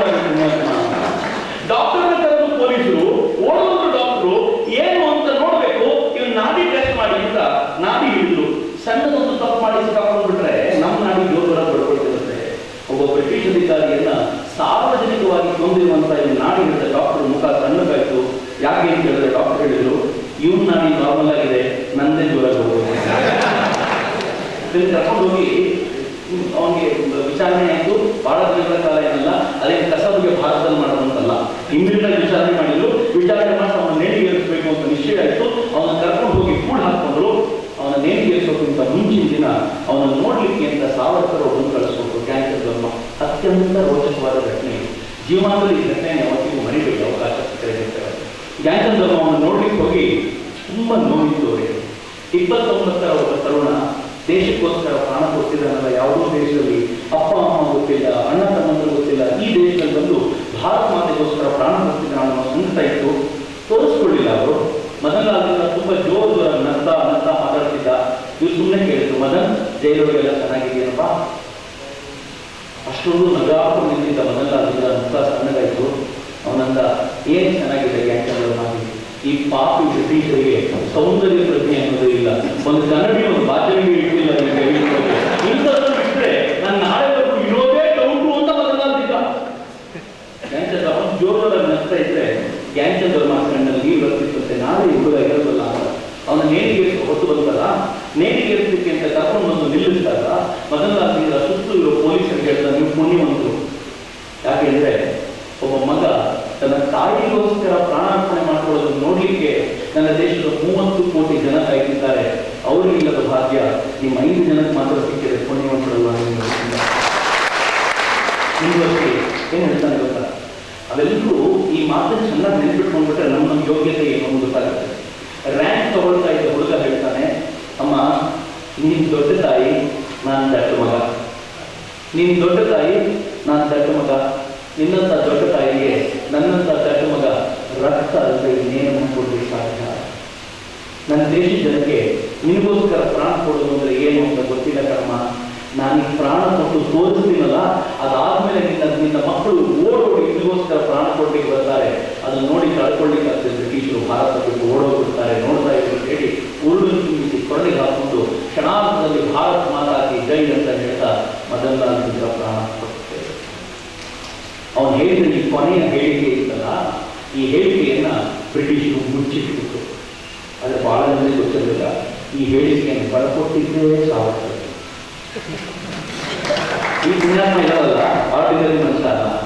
ಅವ್ರು ಏನ್ ಮಾಡಿದ್ರು, ಲಂಡನ್ನ ಪತ್ರಿಕೆಯೊಂದರಲ್ಲಿ ತನ್ನ ಮಿತ್ರ ಯಾರು ಹೇಳಿದ್ನೋ ಅವನ ಜೊತೆ ಮಾತಾಡಿಸಿ, ನೀವೊಂದು ಬ್ರೇಕಿಂಗ್ ನ್ಯೂಸ್ ಕೊಡ್ತೀನಿ, ಈ ಬ್ರೇಕಿಂಗ್ ನ್ಯೂಸ್ ಪಬ್ಲಿಷ್ ಮಾಡು, ಯಾರಿಗೂ ಹೇಳಬಾರ್ದು ಅಂತ ಹೇಳಿ ಇವನು ಹೇಳಿದ ಕೊನೆಯ ಹೇಳಿಕೆಯನ್ನ ತಾವು ಬರೆದ ಅವ್ನು ಹೇಳ್ಕೊಟ್ರು. 9th ಪಾಳಿ ಬರಬೇಕಾದ್ರೆ ಅವನು ಏನ್ ಮಾಡಿದ, ಯಾರು ಗೊತ್ತಾಗದಂತೆ ಎಡಿಟೋರಿಯಲ್ ಕಾಲಮ್ ಅದನ್ನು ಜೋಡಿಸ್ಬಿಟ್ಟು ಪ್ರಿಂಟ್ ಆಗುವಂತೆ ಮಾಡ್ಕೊಂಡು ಪಬ್ಲಿಷ್ ಮಾಡ್ಬಿಟ್ಟು ಪೊಲೀಸರಿಗೆ ಗಾಬರಿ. ನಾವು ಬಿಟ್ಟರೆ ಯಾವುದು ಗೊತ್ತಿರಲಿಲ್ಲ, ಇವ್ರಿಗೆ ಏನ್ ಗೊತ್ತಾಯ್ತು ಅಂತ. ಇದು ಹೇಳಿದ್ರೆ ಸುಳ್ಳು ಅಂತ ಸಾವರ್ಕರ್ ಕೇಳಿದ್ರು. ಇದಲ್ಲ ಅಂದ್ರೆ ಅವ್ನು ಹೇಳಿದ ಕೊನೆ ಹೇಳಿಕೆ ಬೇರೆ ಯಾವ್ದು ಕೊಡಿ ಅಂತ ಪೊಲೀಸರು ಬಾಯ ಹಾಕೊಂಡಿದ್ರು. ಪೊಲೀಸರು ಗೊತ್ತಾಯ್ತು ಈ ಎಲ್ಲ ಚಟುವಟಿಕೆ ನೀಡಿರುವಂತ ಕಿಂಗ್ ಪಿನ್ ಯಾರಾದ್ರು ಇದ್ರೆ ಅದು ಸಾವರ್ಕರ್ರೆ. ಈ ಮನುಷ್ಯನ ಇರಲಿಕ್ಕೆ ಬಿಡಬಾರದು ಅಂತ ಹೇಳಿ ಇಡೀ ಭಾರತವನ್ನ ಕ್ಲೋಸ್ ಮಾಡಿ. ಸಾವರ್ಕರ್ ಬೇರೆ ದಾರಿ ಕಾಣಲಿಲ್ಲ. ಸಾವರ್ಕರ್ ಫ್ರಾನ್ಸ್ಗೆ ಓಡೋಗ್ಬೇಕಾಗ್ತದೆ. ಫ್ರಾನ್ಸ್ಗೆ ಓಡೋದ ಸಾವರ್ಕರ್ಗೆ ತುಂಬಾ ದಿನ ಇರ್ಲಿಕ್ಕಾಗಲಿಲ್ಲ. ಸಾವರ್ಕರ್ ಅಂದ್ಕೊಂಡ್ರು, ನಾನು ಹೇಳಿದ ಮಾತನ್ನ ಕೇಳಿ ಇಷ್ಟೆಲ್ಲ ಜನ ಪ್ರಾಣ ಕೊಡಬೇಕಾದ್ರೆ ನಾನು ಪ್ರಾಣವನ್ನು ಉಳಿಸ್ಕೊಳ್ಳಿಕ್ಕೆ ಫ್ರಾನ್ಸ್ಗೆ ಬಂದಿರಲ್ಲ. ನಾನು ಬಂದಿದ್ದು ಯಾಕೆ ಲಂಡನ್ಗೆ? ನಾನು ಬಂದಿದ್ದು ಬ್ರಿಟಿಷರ ವಿರುದ್ಧ ಲಂಡನ್ ನಲ್ಲಿದ್ದು ಸಿಂಹದ ಗುಹೆಯಲ್ಲಿ ಕಾಲಾಡ್ತೀನಿ ಅಂತ. ನಾನು ಫ್ರಾನ್ಸ್ಗೆ ಹೋಗಲ್ಲ, ಲಂಡನ್ ವಾಪಸ್ ಹೋಗ್ತೀನಿ ಅಂತ ಮೇಡಮ್ ಕಾಮ BS ಅಯ್ಯರ್ ಗಲಾಟೆ ಮಾಡಿದ್ರು ಕೂಡ ಸಾವರ್ಕರ್ ಕೇಳಿದ್ರೆ ಲಂಡನ್ಗೆ ಫ್ರಾನ್ಸ್ನಿಂದ ವಾಪಸ್ ಬಂದ್ರು. ಅವರು ಫ್ರಾನ್ಸ್ನಿಂದ ಲಂಡನ್ಗೆ ಕಾಲಿಟ್ಟ ತಕ್ಷಣ ಬ್ರಿಟಿಷ್ ಪೊಲೀಸರು ಅವರನ್ನು ಅರೆಸ್ಟ್ ಮಾಡಿ ಏನ್ ಮಾಡಿದ್ರು ಅಂತ, ಲಂಡನ್ ನಲ್ಲಿ ವಿಚಾರಣೆ ಮಾಡಿದ ಉದ್ಯೋಗ ಇಲ್ಲ ಅಂತ ಸಾವರ್ಕರ್ 1905ರಲ್ಲಿ ಭಾರತದಲ್ಲಿ ಮಾಡಿದ ಭಾಷಣಕ್ಕೆ ಪ್ರತಿಯಾಗಿ ಅವರ ಮೇಲೆ ರಾಜದ್ರೋಹದ ಆಪಾದನೆ ಬರೆಸಿ ಅರೆಸ್ಟ್ ಮಾಡ್ಕೊಂಡು ಭಾರತಕ್ಕೆ ಕರ್ಕೊಂಡು ಬರಬೇಕು ಅಂತ ಹಡಗಿನಲ್ಲಿ ತಪ್ಪಿದ್ರು. ಹಡಗಲ್ಲಿ ಹೇಗಿತ್ತು ಅಂದ್ರೆ, ಕೈ ಬೇಡಿ ಕಾಲು ಬೇಡಿ, ಇದನ್ನ ಮುಂದಿನ ಪೀಳಿಗೆಯ ಮಕ್ಕಳಿಗೆ ಹೇಳಬೇಕು. ನಾನು ಅದೆಷ್ಟು ಸಾವಿರ ಸಲ ಇದನ್ನು ಹೇಳಿದ್ದೀನೋ ಗೊತ್ತಿಲ್ಲ, ಪ್ರತಿ ಬಾರಿ ಹೇಳಬಾರ್ದು. ಸಾವರ್ಕರ್ ಒಮ್ಮೆ ಕಣ್ಣು ಮುಂದೆ ಹಾಕಿಬಿಡ್ತಾರೆ ನನ್ನ ಕಣ್ಣೆದುರುಗಡೆ. ಕೈ ಬೇಡಿ ಕಾಲು ಬೇಡಿ ಹಾಕಿ ಸಾವರ್ಕರ್ ಕೂರಿಸಿದ್ರು. ಸಾವರ್ಕರ್ ರನ್ನಲ್ಲಿ ಹತ್ತಬೇಕಾದ್ರೆ ಸಾವರ್ಕರ್ನ ದೂರದಿಂದ ನೋಡಿಸಿದ BS ಅಯ್ಯರ್ಗೆ ಸಾವರ್ಕರ್ ಹೇಳಿದ್ರು, ಲೆಟ್ಸ್ ಮೀಟ್ ಇನ್ ಫ್ರಾನ್ಸ್ ಅಂದ್ರು. ಇಷ್ಟೇ, ನಾವು ಫ್ರಾನ್ಸ್ ನಲ್ಲಿ ಸಿಗೋಣ. BS ಅಯ್ಯರ್ಗೆ ಗೊತ್ತಾಯ್ತು ಸಾವರ್ಕರ್ ಏನೋ ಸಂದೇಶ ಕೊಟ್ಟಿದ್ದಾರೆ, ಫ್ರಾನ್ಸ್ಗೆ ಹೋಗ್ಬೇಕು ಅಂತ. ಸಾವರ್ಕರ್ BS ಅಯ್ಯರ್ ಫ್ರಾನ್ಸ್ಗೆ ಅಂತ ಹೊರಟರು. ಅಲ್ಲಿ ಪೊಲೀಸರು ಅಡ್ಡಿಸ್ಕೊಂಡು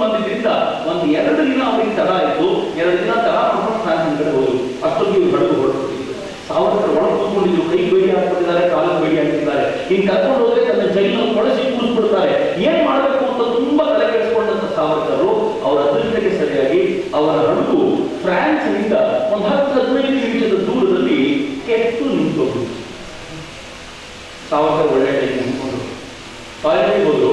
ಟಾಯ್ಲೆಟ್ ನಲ್ಲಿ ನೋಡಿದ್ರೆ ಟಾಯ್ಲೆಟ್ ನಲ್ಲಿ ಬೆಳಕು ಬರಲಿ ಅಂತ ಒಂದು ರೌಂಡ್ ತಿಂಡಿ, ಅದು ಗ್ಲಾಸ್, ಅದು ಟಾಯ್ಲೆಟ್ ನಲ್ಲಿ ಮಾಡಿರ್ತಾರೆ 15 ಗಂಟೆಯಲ್ಲಿ ಟಾಯ್ಲೆಟ್ ನಲ್ಲಿ ಬೆಳಕು ಬರಲಿ ಅಂತ.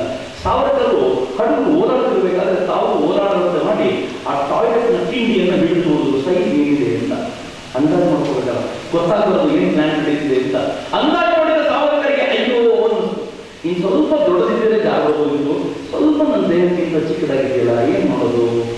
ಯೋಗ ನೆನಪಾಯಿತು. ಉಸಿರನ್ನು ಒಳಗೆಳ್ಕೊಂಡ್ರೆ ದೇಹ ಅಗಲ ಆಗುತ್ತೆ, ಉಸಿರನ್ನು ಪೂರ್ತಿ ಹೊರಗಾಕಿದ್ರೆ ದೇಹ ಚಿಕ್ಕದಾಗುತ್ತೆ. ಸಾವರ್ಕರ್ ಏನ್ ಮಾಡಿದ್ರು, ಉಸಿರು ದೀರ್ಘಕಾಲ ಹೊರಗಾಕಿರುವಂತ ಅಭ್ಯಾಸ ಮಾಡ್ತಾ ರಾತ್ರಿ ಹಿಡಿದ್ಬಿಟ್ರು. ಬೆಳಗಿನ ಜಾವ ಒಬ್ಬ ಪೊಲೀಸ್ ಎಬ್ಬಿಸಿ ಟಾಯ್ಲೆಟ್ ಹೋಗ್ಬೇಕು ಅಂದ್ರು. ಅವ್ನ ಕೈ ಹಾಕಿದ್ಬಿಡಿ, ಕಾಲ ಹಾಕಿಬಿಡುತ್ತೆ, ಹೋಗ್ ಮುಂದ. ಸಾವರ್ಕರ್ ಹೋದ್ರು. ತಾವು ಮೈ ಮೇಲೆ ಹಾಕೊಂಡಿದ್ದ ಅವನ್ನ ಎದುರಿನ ಭಾಗದಿಂದ ತಿಂಡಿಗೆ ಮುಚ್ಚಿದ್ರು. ಮುಚ್ಚಿದವರೇ ನೇರವಾಗಿ ಆ ಟಾಯ್ಲೆಟ್ ನ ಗ್ಲಾಸ್ ಅನ್ನು ಧಾಟ್ ಅಂತ ಹೊಡೆದ್ರು. ಅದು ಹೊಡೆದ ತಕ್ಷಣ ಆಗ್ತಾನೆ ಇದರಿಂದ ಪೊಲೀಸ್ ಡೌಟ್ ಉಂಟು, ಏನೋ ಆಗ್ತಿದೆಯಲ್ಲ ಅಂತ ಅವನ ಹತ್ರಕ್ಕೆ ಹೋಗಿ ಭಾಗವತರ ಸೌಂಡ್ ಕೇಳಿದ್ರೆ ಸಾವರ್ಕರ್ ಯಾವುದ್ರ ಮೇಲೂ ಪ್ರಹಾರ ಮಾಡ್ತಿದ್ದಾರೆ. ಅವನ ಭಾಗ ಬರೀಲಿಕ್ಕೆ ಶುರು ಮಾಡಿದ. ಸಾವರ್ಕರ್ ಭಾಗ ತೆಗಿ ಅಂತ. ಸಾವರ್ಕರ್ ಅರ್ಜೆಂಟ್ ಈಗ ಇವರೆಲ್ಲ ಭಾಗ ಹೊಡೆದ್ಬಿಟ್ರೆ ನಮ್ಗೆ ಗೊತ್ತಾಗ್ಬಿಡುತ್ತೆ ಅಂತ ಸಾವರ್ಕರ್ ಬೇಗ ಬೇಗ ಗ್ಲಾಸ್ ಹೊಡಿತಾ ಇದ್ದಾರೆ. ಹೊಡೆಯುವಂಥದ್ದು ಇನ್ನೊಂದು 4 ಜನ ಪೊಲೀಸರು ಬಂದು ಹೊರಗಡೆಯಿಂದ ಭಾಗ ಹೊಡಿತಿದ್ದಾರೆ. ಪೂರ್ತಿ ಗಾಜನ್ನು ಹೊಡೆದಿರಲಿಲ್ಲ, ಹೋಗುವಷ್ಟು ಓಪನ್ ಆಗಿತ್ತು. ಸಾವರ್ಕರ್ ಏನ್ ಮಾಡಿದ್ರು, ತಮ್ಮ ಎರಡೂ ಕೈಗಳನ್ನ ಗಾಜದಿಂದ ಹೊರಗೆ ಹಾಕಿದ್ರು, ತಲೆ ಹೊರಗೆ ಹಾಕಿದ್ರು. ಉಸಿರನ್ನ ದೀರ್ಘವಾಗಿ ಹೊರಗೆ ಹಾಕ್ತಾ ದೇಹವನ್ನು ಕುಗ್ಗಿಸಿಕೊಂಡು ತಮ್ಮ ದೇಹವನ್ನು ನುಗ್ತಾ ಇರಬೇಕಾದ್ರೆ ಇನ್ನೂ ಒಡೆದಿರದ ಆ ಗಾಜುಗಳು ಅವರ ದೇಹವನ್ನು ಹರಕೊಂಡು ಹೋಗ್ತಾ ಇತ್ತು. ಈ ಮನುಷ್ಯ ದೇಹವನ್ನು ನುಗ್ತಾ ಅವರಿಗೆ ಗೊತ್ತಾಗ್ತಿರಲಿಲ್ಲ. ಹೇಗಾದ್ರೂ ನಾವು ತಪ್ಪಿಸ್ಕೊಂಡ್ಬಿಡ್ಬೇಕು, ಮತ್ತೆ ಫ್ರಾನ್ಸ್ ಹೋಗಿ ದೇಶಕ್ಕೋಸ್ಕರ ಕೆಲಸ ಮಾಡಬೇಕು ಅನ್ನೋ ಒಂದೇ ಒಂದು ಹುಚ್ಚು ಕಾಡ್ತಿತ್ತು. ಅವರನ್ನ ದೇಹವನ್ನು ನುಗ್ತಾ ಇತ್ತು, ದೇಹ ಹರಿತಾ ಹೋಗ್ತಿತ್ತು, ಹೊರಗಡೆಯಿಂದ ಬಾಗಿಲು ಹೊಡೆಯುವ ಸಂಖ್ಯೆ ಜಾಸ್ತಿ ಆಗಿತ್ತು. ಸಾವರ್ಕರ್ ದೇಹ ಮುಗಿದ ಹೊರಗೆ ಸೊಂಟದವರೆಗೂ ಬಂದಿತ್ತು. ಇದರ ಸ್ವಂತ ಸ್ವಲ್ಪ ಅಗಲ ಇರುತ್ತೆ, ಸ್ವಂತ ತಲೆಯಾಗ್ತಿದ್ರು. ಏನ್ ಮಾಡೋದು?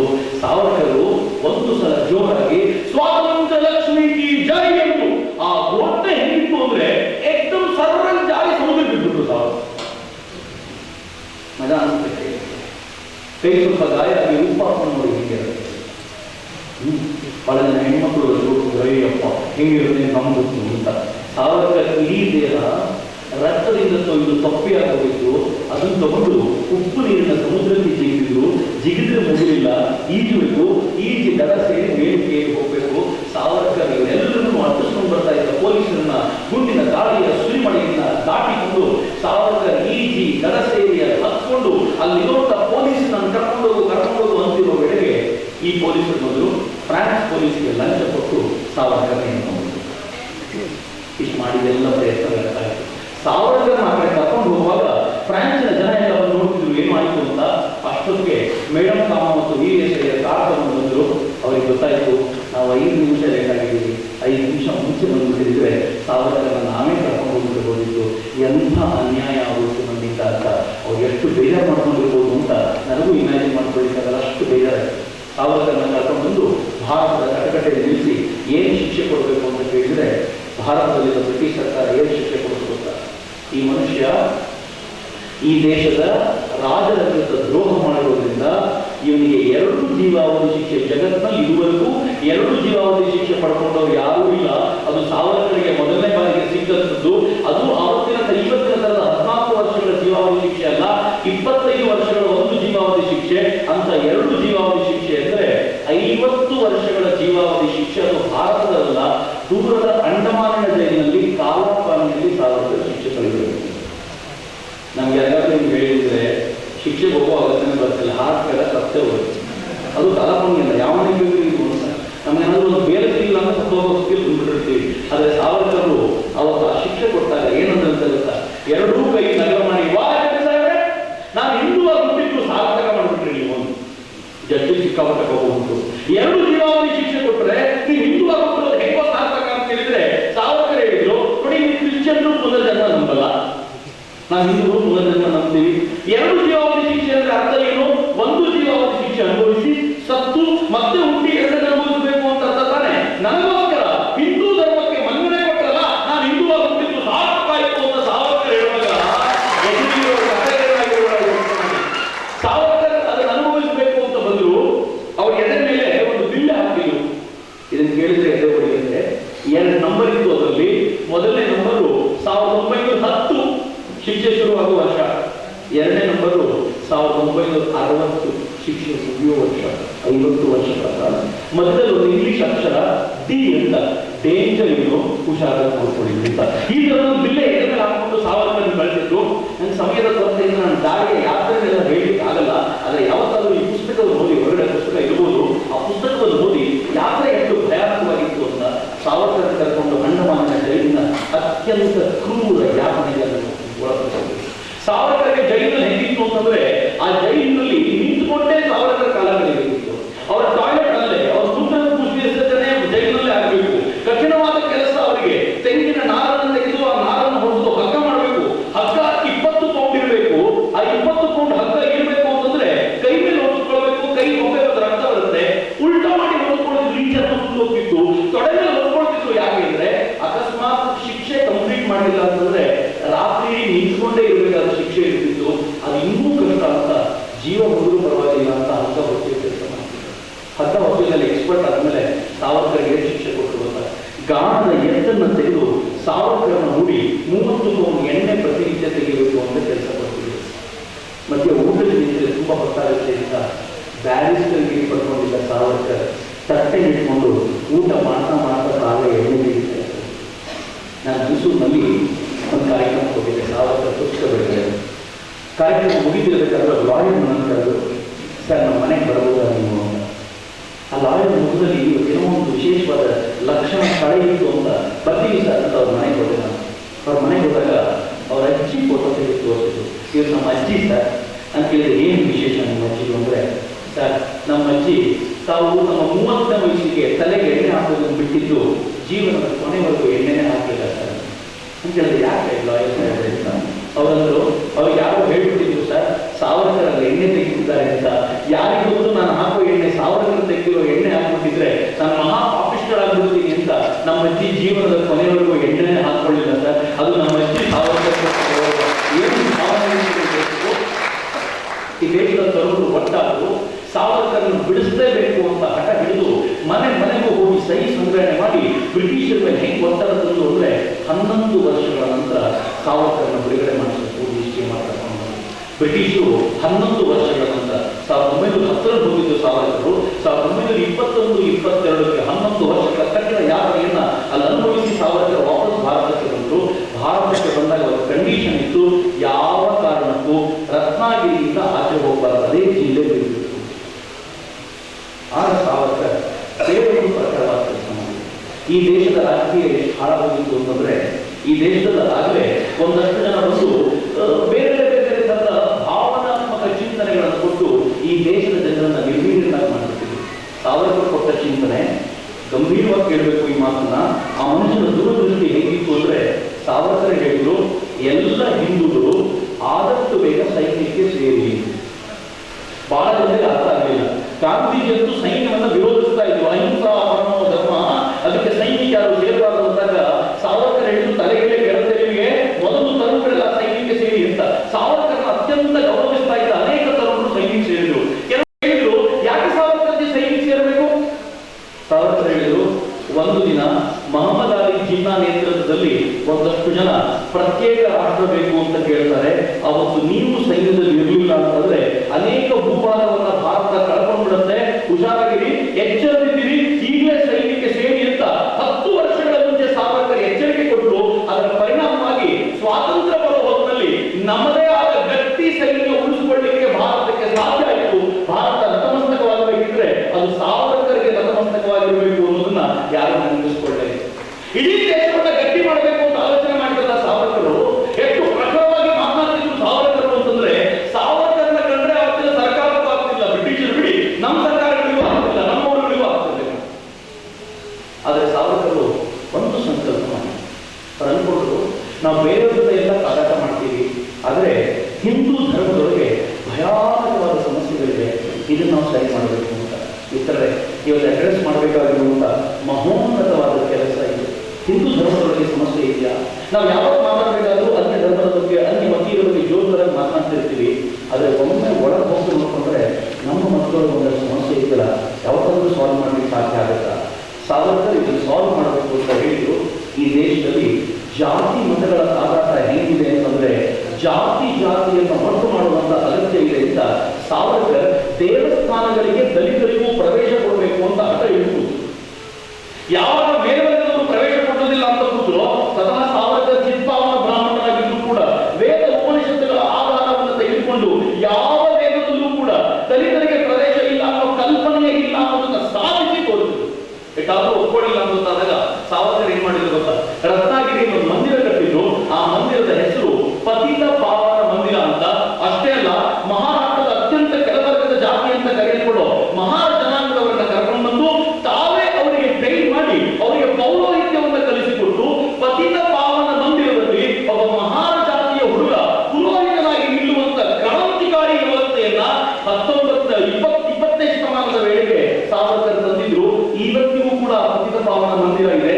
ಇವತ್ತಿಗೂ ಕೂಡ ಮಹಾರ ಜಾತಿಯ ಜನಾಂಗದವರು ಅಲ್ಲಿ ಇವತ್ತಿಗೂ ಪೂಜೆ ಮಾಡ್ತಾರೆ. ಹೇಗೆ ಚೆನ್ನಾಗಿರುತ್ತೆ ಯೋಚನೆ ಮಾಡಿ.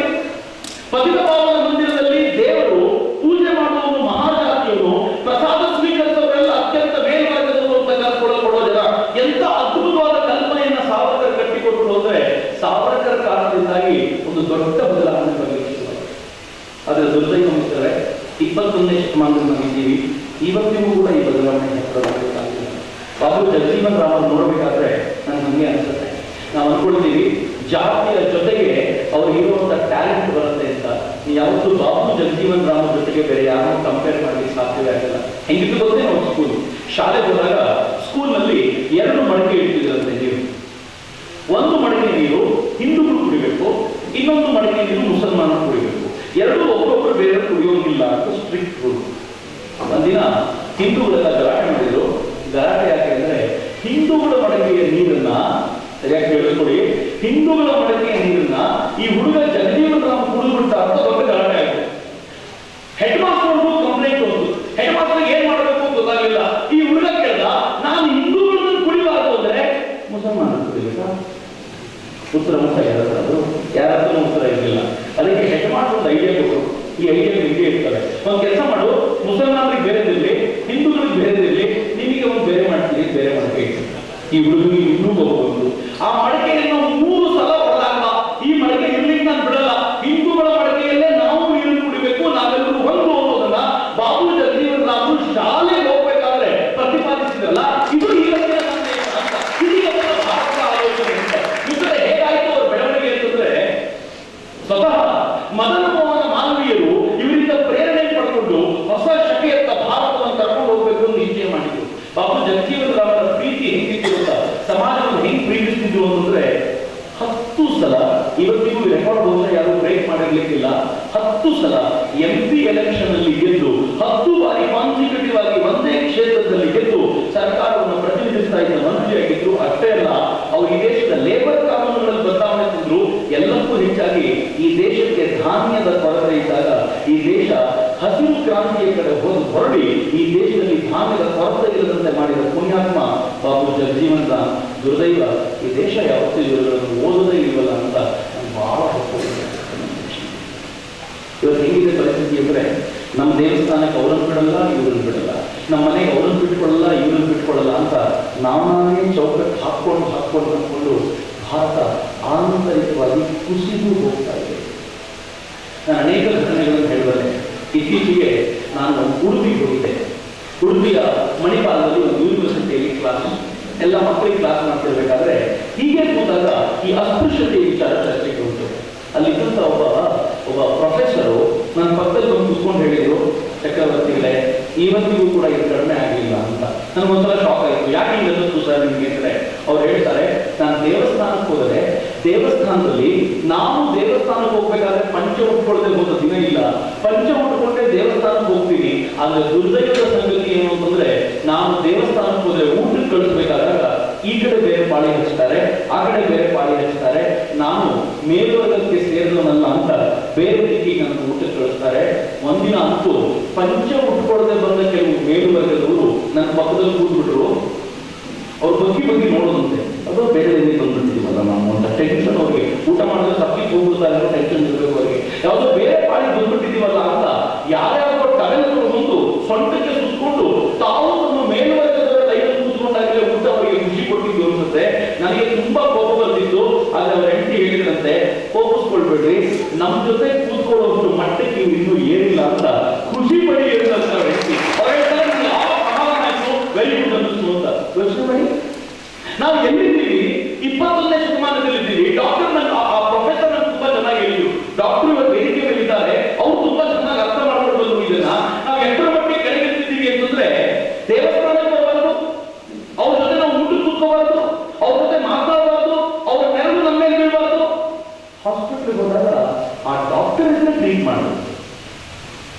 ಹಾಸ್ಪಿಟ್ಲಿಗೆ ಹೋದಾಗ ಬ್ಲಡ್ ನಮಗಿಲ್ಲ ಅಂತಂದ್ರೆ ಯಾರಾದ್ರೂ ಬ್ಲಡ್ ಕೊಟ್ರೆ, ಯಾವ್ದಾದ್ರು ಬ್ಲಡ್ ಕೊಟ್ಟಿದ್ದಾನೆ ಯಾವ್ದಾದ್ರು ಸೇರ್ತೀನಿ, ಜೀವ ಉಳಿದ್ರೆ ಸಾಕು ಅಂತ ಬಡಬಡಿಸ್ತಾ ಯಾವನು ಬ್ಲಡ್ ಕೊಟ್ಟರು ತಗೋತೀವಿ. ದೇವಸ್ಥಾನಕ್ಕೆ ಹೇಳ್ತೀವಿ. ನಾನು ಪ್ರಾಮಾಣಿಕವಾಗಿ ಹೇಳ್ತೀನಿ ನಿಂತಿದ್ದಾರೆ, ಈ ವರ್ಷ ಇದನ್ನೇ ಕೆಲಸ ಮಾಡಬೇಕು ಅಂತ ನನಗೆ ಗೊತ್ತಿಲ್ಲ. ಈ ಕೆಲಸದ ಸಕ್ಸೀಡ್ ಆಗ್ತಿವೋ ಗೊತ್ತಿಲ್ಲ. ಆದರೆ ಒಂದಂತೂ ಸತ್ಯ, ಎಲ್ಲಿಯವರೆಗೂ ಈ ದೇಶ ಎಲ್ಲರನ್ನೂ ತಗೊಂಡು ಮುಂದೆ ಹೋಗುವಂತ ಕೆಲಸ ಮಾಡಲು ಅಲ್ಲಿವರೆಗೂ ಭಾರತವನ್ನು ಕಟ್ಟಲಿಕ್ಕೆ ಸಾಧ್ಯ ಇಲ್ಲ. ನಮ್ಗೆಲ್ಲರಿಗೂ ಆದರ್ಶ ಸಾವರ್ಕರೇ ಪತಿತ ಪಾವನ ಮಂದಿರವನ್ನು ಕಟ್ಟಿ ಅಷ್ಟು ರಾಷ್ಟ್ರದ ಕೆಲಸವನ್ನು ಮಾಡ್ತಿರುವಾಗಲೂ ಕೂಡ ಜಾತಿಯ ನಡುವಿನ ಭಿನ್ನತೆಗಳನ್ನು ತೆಗೆದು ಬಿಸಿರಬೇಕು ಅನ್ನುವಂತ ಒಂದು ದೊಡ್ಡ ಪ್ರಯತ್ನಕ್ಕೆ ಕೈ ಹಾಕಿದ ಲೆಜೆಂಡ್ ಆದ ನಾನು ಈ ಘಟನೆಗಳಿಂದ ಹಂಚಿಕೊಳ್ಳಲೇಬೇಕು. ಇತ್ತೀಚೆಗೆ ಒಬ್ಬ ಹುಡುಗ ಬಂದ.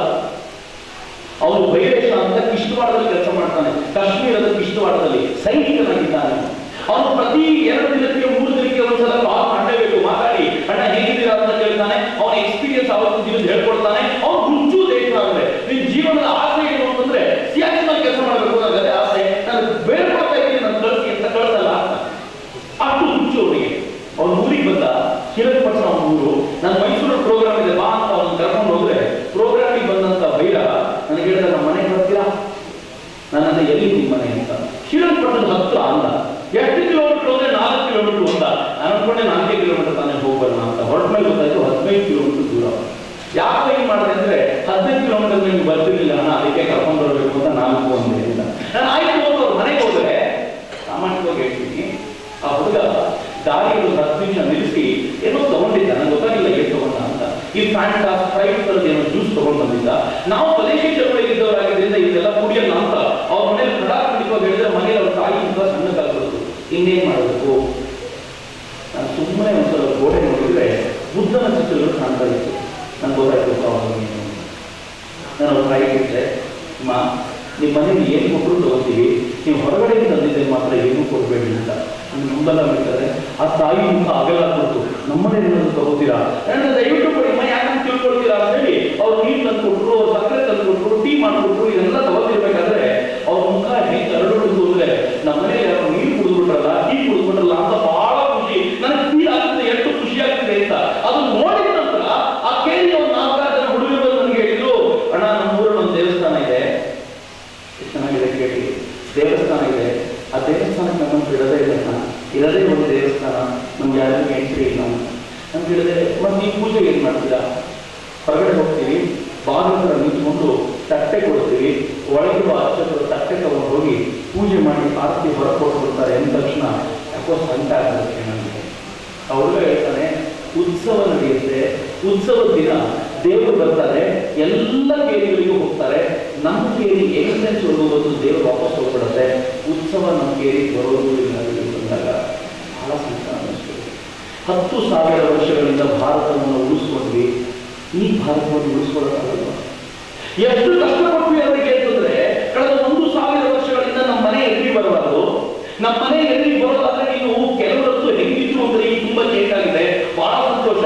ಸ್ವಂತಕ್ಕೆ ಅವ್ನು ಹೊರಗೆ ಕಟ್ಕೊಂಡು ಬರಬೇಕು, ಅವ್ನ ಹೆಜ್ಜೆ ಕಾಣೆ ಆಗ್ಬೇಕು ಅಂತ ಇಷ್ಟು ಕಷ್ಟವನ್ನು ಕೊಟ್ಟು ಕೂರಿಸಿದೀವಲ್ಲ, ಒಂದು ಸ್ವಲ್ಪ ಆಚರಣೆ ಹೃದಯ ಸ್ವಲ್ಪ ದೊಡ್ಡದು ಮಾಡ್ಕೊಳ್ರಿ. ಹೃದಯ ಹೆಂಗೆ ದೊಡ್ಡದಾಗಬೇಕು ಅಂತಂದ್ರೆ, ಅವನೊಳಗೂ ಇರೋದು ಅದೇ ಭಗವಂತ, ನನ್ನೊಳಗೂ ಇರೋದು ಅದೇ ಭಗವಂತ ಅಂತ ಏನು ಹಿಂದೂ ಧರ್ಮ ಸಾರಿತದ ಅದನ್ನು ಆಚರಿಸುವಂತ ಪರ್ಫೆಕ್ಟ್ ಟೈಮ್ ಇವತ್ತು ಅದನ್ನ ದಯಮಾಡಿ ಮರಿಬೇಡಿ.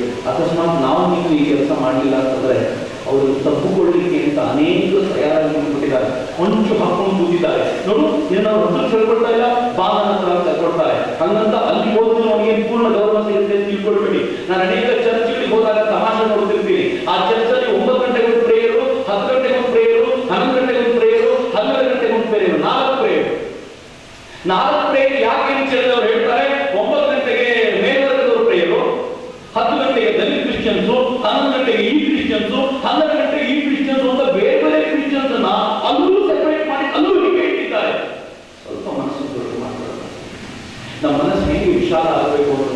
ಹಿಂದೂ ಧರ್ಮವನ್ನು ವಾಪಸ್ ಕಟ್ಟಲಿಕ್ಕೋಸ್ಕರ ತಯಾರಾಗಬೇಕು. ಹೀಗಾಗಿ ಈ ಒಂದು ಯುವ ಬ್ರಿಗೇಡ್ ಅಂಬೇಡ್ಕರ್ ಮತ್ತು ನಮ್ಮ ಸಾವರ್ಕರ್ ಮತ್ತು ಜಗಜೀವನ್ ರಾಮ್ ಈ ಕಾರ್ಯಕ್ರಮದ ಹೊತ್ತಲ್ಲಿ ಒಂದು ಸಂಕಲ್ಪ ಮಾಡ್ಕೊಳ್ತಾ ಇದ್ದೀವಿ. ಸಂಕಲ್ಪ ಇರುತ್ತೆ, ನಮ್ಮ ಊರಿನಲ್ಲಿ ಯಾವ ದೇವಸ್ಥಾನ ಎಲ್ಲರಿಗೂ ಮುಕ್ತವಾದ ಪ್ರವೇಶ ಕೊಡುತ್ತೋ ಆ ದೇವಸ್ಥಾನವನ್ನ ಯುವ ಬ್ರಿಗೇಡ್ನ ತರುವುದು ಎಲ್ಲರೂ ಸೇರ್ಕೊಂಡು ಕ್ಲೀನ್ ಮಾಡ್ತೀವಿ. ಆ ದೇವಸ್ಥಾನದಲ್ಲಿ ಎಲ್ಲ ಜಾತಿ ಮತ ಸಂಸ್ಥೆಗಳವರು ಒಟ್ಟಾಗಿ ಕೂತ್ಕೊಂಡು ಯಾವ ದೇವಸ್ಥಾನದಲ್ಲಿ ನೀವು ಎಲ್ಲರನ್ನೂ ಬಿಡಲ್ವೋ ಆ ದೇವಸ್ಥಾನಕ್ಕೆ ನಾವು ಬರಲ್ಲ ಅಂತ ತುಂಬಾ ಸಮರ್ಥವಾದ ಧ್ವನಿಯಲ್ಲಿ ಹೇಳಿ ನಾವು ಎಲ್ಲರನ್ನೂ ಬಿಡೋ ದೇವಸ್ಥಾನಕ್ಕೆ ಮಾತ್ರ ಹೋಗ್ತೀವಿ ಅಂತ ಒಂದು ಸಂಕಲ್ಪವನ್ನ ಈ ಬಾರಿ ಮಾಡಲಿಕ್ಕಿದ್ದೀವಿ. ಕೈಗೊಳಿಸಿ ನಮ್ಮ ಜೊತೆಗೆ ಮಿತ್ರರೇ, ಭಾರತ ಸುತ್ತಲೂ ಬಲಿಷ್ಠವಾಗಿದೆ. ಇವತ್ತು ಭಾರತ ಹೆಂಗೆ ಬಲಿಷ್ಠ ಆಗ್ತಾ ಇದೆ ಅಂತಂದ್ರೆ, ಚಾಬಹಾರ್ ಜೊತೆಗೆ ಒಪ್ಪಂದ ಆದ ನಂತರ, ಇರಾನ್ ಜೊತೆಗೆ ಒಪ್ಪಂದ ಆದ ನಂತರ ಪಾಕಿಸ್ತಾನ ಹೋಗಿದೆ. ಅಮೆರಿಕ ಜೊತೆಗೆ ಬಲಿಷ್ಠವಾದ ಬಾಂಧವ್ಯ ಆಗ್ತಾ ಇದ್ದ ನಂತರ ಚೈನಾ ಉಸಿರೆತ್ತಿಸಿದ್ದ ಇಲ್ಲ. ಇಡೀ ಭಾರತ ಸುತ್ತಲೂ ಬಲಿಷ್ಠವಾಗ್ತಿರ್ಬೇಕಾದ್ರೆ ಒಳಗಿಂದ ಭಾರತ ಏನು ಟೊಳ್ಳಾಗ್ತಿದೆ ಅದನ್ನು ಸ್ವಲ್ಪ ಸರಿ ಮಾಡಲಿಕ್ಕೆ ನಾವು ಕೈ ಜೋಡಿಸೋಣ. ನಂಗೆ ಗೊತ್ತು ಮನೆಯಲ್ಲಿರೋ ಹಿರಿಯರಿಗೆ ಒಪ್ಪಿಸುವುದು ಕಷ್ಟ, ಆದರೆ ತರುಣರಾಗಿರೋ ನಾಮಾಗುವುದು ಬಿಟ್ಟಿದ್ದಾಗಲ್ಲ. ನಾಮಾಗುವುದು ಬಿಟ್ಟು ಒಂದು ಹೆಜ್ಜೆ ಮುಂದೆ ಬರೋಣ. ನನಗೆ ಗೈಡ್ ಅವರ ಮಾತು ಹೇಳಿದ, ಇವತ್ತಿಗೂ ಜೀರ್ಣ ಮಾಡ್ಕೊಳ್ಳಿಕ್ಕೆ ಆಗ್ತಿಲ್ಲ, ಒಬ್ಬರೇ ಕೂತಾಗ ಬಹಳ ಬಾರಿ ಯೋಚನೆ ಮಾಡ್ತೀನಿ, ಹಿಂಗೆ ಸಾಧ್ಯನ ಈ ದೇಶದಲ್ಲಿ ಇರ್ತ. ಅವ್ರು ಹೇಳ್ತಾನೆ, ನಮ್ಮ ಕಾಲನಿಯ 60 ವರ್ಷದ ವಯಸ್ಸಾಗಿರುವಂತಹ ವ್ಯಕ್ತಿಯನ್ನ ಮೇಲ್ವರ್ಗದ ಕಾಲನಿಯ 6 ವರ್ಷದ ಹುಡುಗ ಏಕವಚನದಲ್ಲಿ ಮಾತನಾಡಿಸ್ತಾರಣ. ನಂಗೆ ನೋಡಿದಾಗೆಲ್ಲ ಹೊಟ್ಟೆ ಹುಡುಗರುಕೊಳ್ಳುತ್ತೆ ಅಂದಾಗ ನಾನು ಅನ್ಕೊಳ್ಳೋದು, ಯಾವ ಮೇಲ್ವರ್ಗದವನು ನೀನು ಕರೀತೀಯೋ ಅವನಿಗಿಂತ ಮೇಲ್ವರ್ಗದವನು ನೀನು. ಯಾಕೆ ಅಂದ್ರೆ ನೀನು ಸೈನಿಕ, ವರ್ಣದ ದೃಷ್ಟಿಯಿಂದ ಕ್ಷತ್ರಿಯ, ರಾಷ್ಟ್ರದ ರಕ್ಷಣೆ ಮಾಡ್ತಿರೋ ದೃಷ್ಟಿಯಿಂದ ನೀವು ಬ್ರಾಹ್ಮಣರಿಗಿಂತ ಮೇಲಿರಬೇಕಾದವರು ಕಣ. ನೀನ್ ಯಾರಿಗಿಂತ ಕೆಳಗಲ್ಲ ಅನ್ನೋ ಧೈರ್ಯ ಇಟ್ಕೊಂಡು ಮುಂದಕ್ಕೆ ಹೋದ. ನಾನು ತುಂಬಾ ಹೆಮ್ಮೆಯಿಂದ ಅವ್ರ ಜೊತೆ ಮಾತಾಡಬಹುದು. ಅವ್ರು ಹೇಳ್ತಿರ್ತೀನಿ ಯಾವಾಗಲೂ, ಅದರ ಒಂದು ನೆನ್ಪಿಟ್ಕೊಳ್ಳಿ, ಆಕ್ರೋಶ ಪರಿಹಾರ ಅಲ್ಲ, ಪರಿಹಾರ ಹೊಸ ರೂಪದಲ್ಲಿ ನಿರ್ಮಾಣ ಆಗಬೇಕು. ಆ ಪರಿಹಾರವನ್ನ ಇವತ್ತಿನ ಜನತೆ ಕೊಡಬೇಕು.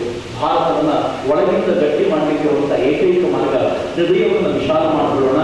ನಮ್ಮ ಹೃದಯವನ್ನು ಎಷ್ಟು ವಿಶಾಲ ಮಾಡಿಕೊಳ್ಳೋಣ ಅಂತಂದ್ರೆ, ಜಾತಿ ಮತ ಪಂಥಗಳ ಭೇದವನ್ನು ಮರೆತು ನಮ್ಮ ಹೃದಯದಲ್ಲಿ ಎಲ್ಲ ಹಿಂದೂಗಳು ಒಗ್ಗಟ್ಟಾಗಿ ನಿಂತು ಭಾರತವನ್ನು ಕಟ್ಟಲಿಕ್ಕೆ ಜೊತೆಯಾಗಿ ಹೋಗೋಣ. ನನ್ನ ನೆಚ್ಚಿನ ಮಿತ್ರರೇ, ಇಂಥ ಎಲ್ಲ ಮಹಾತ್ಮರು ಭಾರತವನ್ನು ಉಳಿಸಿಕೊಟ್ಟಿರುವಾಗ ಈ ರಾಷ್ಟ್ರ ನಾಶವಾಗುವುದು ಸಾಧ್ಯವೇ ಇಲ್ಲ. ಈ ರಾಷ್ಟ್ರ ವಿಶ್ವಗುರು ಆಗಲೇಬೇಕು. ಆದರೆ ಆದಾಗ ಯಾರೋ ಕೆಲವು ಜಾತಿಯವರು ಮಾತ್ರ ಬಿದ್ದರೆ ಅದು ವಿಶ್ವಗುರು ಭಾರತ ಅಲ್ಲ. ಎಲ್ಲರೂ ಕೈ ಹಿಡ್ಕೊಂಡು ನಿಂತ್ಕೊಂಡು ನಿಲ್ತೀವಿ ಅನ್ನೋದಾದ ಮಾತ್ರ ಅದು ವಿಶ್ವಗುರು ಭಾರತವಾಗಲಿಕ್ಕೆ ಸಾಧ್ಯ.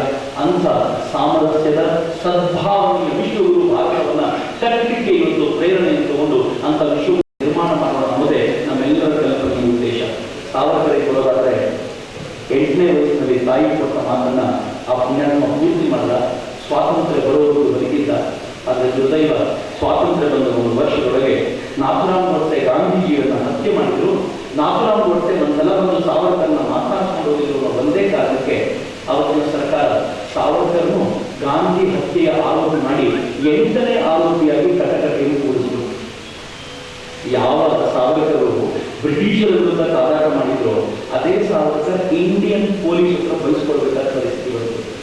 ಸಾವರ್ಕರ್ನ ಅಂಬೇಡ್ಕರ್ ಬಿಡಿಸಿದ್ರು. ಅಂಬೇಡ್ಕರ್ ಪತ್ರ ಬಂತು, ಸಾವರ್ಕರ್ಜಿ ನೀವು ತಪ್ಪು ಮಾಡಿಲ್ಲ ಅಂತ ದುರ್ಗೋಚರವಾಗಿದೆ, ಬೇಗಂತ ಮೋಸ ಮಾಡ್ತಿದ್ದಾರೆ ಅಂತ ಸಾವರ್ಕರ್ಗೆ ಅಂಬೇಡ್ಕರ್ ಪತ್ರ ಬಂದರು. ಕೊನೆಗೆ ಜಡ್ಜ್ ಹೇಳಿದ್ರು, ನೀವು ತಪ್ಪಿತಸ್ಥರಲ್ಲ, ನಿಮ್ಮನ್ನ ಗೌರವಯುತವಾಗಿ ಬಿಟ್ಕೊಡ್ತೀವಿ ಅಂತ ಸಾವರ್ಕರ್ ಬಿಟ್ಕೊಟ್ರು. ಅದ್ರ ದುರ್ದೈವ ಗೊತ್ತೇನೆ, ಅವತ್ತಿನ ಸರ್ಕಾರಕ್ಕೆ ಸಾವರ್ಕರ್ ಕಂಡರೆ ಆಗ್ತಿರಲಿಲ್ಲ. ಭಾರತ ಪಾಕಿಸ್ತಾನ ಡಿವೈಡ್ ಆಗೋಗಿತ್ತು. ಪಾಕಿಸ್ತಾನದಿಂದ ಲೀಡರ್ ಲಿಯಾಕತ್ ಅಲಿ ಖಾನ್ ಭಾರತಕ್ಕೆ ಬರೋಕ್ಕಿಂತ ಮುಂಚೆ ಸಾವರ್ಕರ್ನ ಅರೆಸ್ಟ್ ಮಾಡಿ ಒಳಗಿಟ್ಟಿತ್ತು ನಮ್ಮ ಸರ್ಕಾರ. ದುರ್ದೈವದ ಸಂಗತಿ.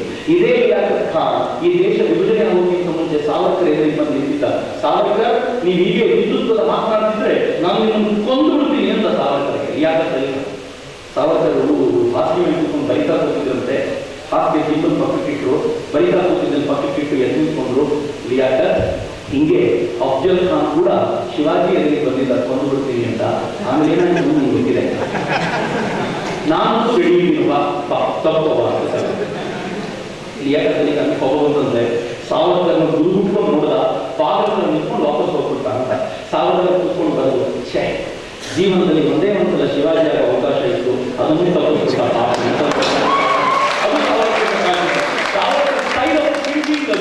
ಇಂಥ ಸಾವರ್ಕರ್ನ ಎಷ್ಟು ಹರಾಜ್ ಮಾಡಿಬಿಟ್ರು ಅಂದ್ರೆ 1960ನೇ ಇಸ್ವಿಗೆ ಮೃತ್ಯುಂಜಯ ದಿವಸ ಅಂತ ಆಚರಣೆ ಮಾಡಿದ್ರು. ಯಾಕೆ ಗೊತ್ತಾ? ಸಾವರ್ಕರ್ ರಿಲೀಸ್ ಆಗಬೇಕಾಗಿದ್ದಂತ ವರ್ಷ 1910 ಅರೆಸ್ಟ್ ಆಗಿದ್ರಲ್ಲ, 50 ವರ್ಷ ಒಳಗಿದ್ದ ರಿಲೀಸ್ ಆಗುವಂತ ಟೈಮು ಮೃತ್ಯುಂಜಯ ದಿವಸ ಅಂತ ಆಚರಣೆ ಮಾಡಿದ್ರು. ಅವತ್ತಿನ ಈ ದೇಶದ ಪ್ರಧಾನಿ ಹೇಳಿದ್ರು, ಸಾವರ್ಕರ್ ಆಚರಣೆಯ ಯಾವ ಸುದ್ದಿಯು ಸರ್ಕಾರಿ ನ್ಯೂಸ್ ಚಾನೆಲ್ಗಳಲ್ಲಿ, ಸರ್ಕಾರಿ ರೇಡಿಯೋಗಳಲ್ಲಿ ಬರಬಾರದು ಅಂತ ಸ್ಪಷ್ಟವಾದ ಸಂದೇಶವನ್ನು ಕೊಟ್ಟು ಅವ್ರು ಯಾವುದೇ ಸಂದೇಶ ರೇಡಿಯೋದಲ್ಲಿ ಬರದೇ ಇರೋ ತರ ನೋಡಿಕೊಂಡು ತುಂಬಾ ಹ್ಯಾರಾಸ್ಮೆಂಟ್ ಆದ ನಂತರ ಗ್ರೇಟ್ ಸಾವರ್ಕರ್ ಒಂದು ಪಾಯಿಂಟ್ ಹೇಳಿದ್ರು, ನನಗೆ ಸಾಕಾಗೋಗಿದೆ, ನಾನು ಸಾಯಬೇಕು ಅಂತ ಅನಿಸಿದ್ದೆ. ಮುಂಬೈನಲ್ಲಿ ಬೆಳಗ್ಗೆ ವಾಕಿಂಗ್ ಹೋಗ್ಬೇಕಾದ್ರೆ ವಾಕಿಂಗ್ ಸಮುದ್ರ ತೀರದಲ್ಲಿ ಅಡ್ಡ ಮಾಡಬೇಕು. ಸಾವರ್ಕರು ಸಮುದ್ರದ ಕಡೆ ನಡ್ಕೊಂಡು ಹೋಗಿ ತನ್ನ ದೇಹವನ್ನು ಪ್ರಯತ್ನ ಮಾಡಿದಾಗ ಅವ್ರ ಪ್ರಿಯ ಓಡೋಗಿ ಹೇಳ್ಕೊಂಡು ಬಂದ, ತಾತ್ಯ ಹಿಂಗೆ ಹೋಗ್ಬೇಡಿ ತಾತ್ಯ, ಈ ದೇಶದ ಜನಕ್ಕೆ ನೀವು ಏನು ಅಂತ ಈಗ ಗೊತ್ತಿಲ್ಲ, ಒಂದಿನ ಗೊತ್ತಾದ್ರೆ ತುಂಬಾ ಸಂಕಟ ಪಟ್ಕೊಳ್ತಾರೆ ತಾತ್ಯ, ವಾಪಸ್ ಬಂದು ಅಂತ ಹೇಳ್ಕೊಂಡು ಬಂದ. ತಾತ್ಯ ವಾಪಸ್ ಬಂದ್ರು. ಒಂದು 2 ದಿನ ಅಷ್ಟೇ, 3ನೇ ದಿನದಿಂದ ಸಾವರ್ಕರ್ ಅನ್ನ ನೀರು ಎಲ್ಲ ಬಿಟ್ಟು 21 ದಿನಗಳ ಕಾಲ ಅನ್ನ ನೀರು ಏನು ಸೇವಿಸಿದೆ, ಡಾಕ್ಟರ್ ಔಷಧಿನೂ ತೆಗೆದುಕೊಳ್ಳದೆ, ಗ್ಲೂಕೋಸು ಹಾಕಿಸಿಕೊಳ್ಳದೆ, ತಾವೇ ಇಷ್ಟಪಟ್ಟು ಪ್ರಾಣತ್ಯಾಗ ಮಾಡಿದ ಕಲಿಯುಗದ ಭೀಷ್ಮಾಚಾರ್ಯರಾಗಿದ್ದರೆ ಅದು ಸಾವರ್ಕರ್ ಅಂತ. ಈ ದೇಶ ನಾವು ಸಾವರ್ಕರ್ನ ಕೆಟ್ಟದಾಗಿ ನೋಡ್ಕೊಂಡ್ವಿ. ಆದರೆ ಒಂದೊಂದು ಸತ್ಯ, ಇವತ್ತಿನ ಪೀಳಿಗೆಗೆ ಸಾವರ್ಕರ್ ಮೇಲೆ, ಬಾಬು ಜಗಜೀವನ್ ರಾಮರ ಮೇಲೆ, ಅಂಬೇಡ್ಕರ್ ಮೇಲೆ, ವಿವೇಕಾನಂದರ ಮೇಲೆ, ಈ ತರದ ಮಹಾಪುರುಷರ ಮೇಲೆ ಅತ್ಯಂತ ಹೆಚ್ಚಿನ ಗೌರವವನ್ನು ಬೆಳೆಸಲಿಕ್ಕೆ ನಾವು ಯುವ ಬ್ರಿಗೇಡ್ ತಗೊಂಡು ಸಂಕಲ್ಪಬದ್ಧರಾಗಿದ್ದೀವಿ. ಈ ಹಿನ್ನೆಲೆಯಲ್ಲೇ ನಾನು ಈ ಕಾರ್ಯಕ್ರಮದ ಅಂತಿಮದಲ್ಲಿ ಹೇಳ್ತೀನಿ, ಇದಾದ್ಮೇಲೆ ಒಂದು ಟೇಬಲ್ ಟಾಪ್ ಕ್ಯಾಲೆಂಡರ್ ರಿಲೀಸ್ ಆಗುತ್ತೆ.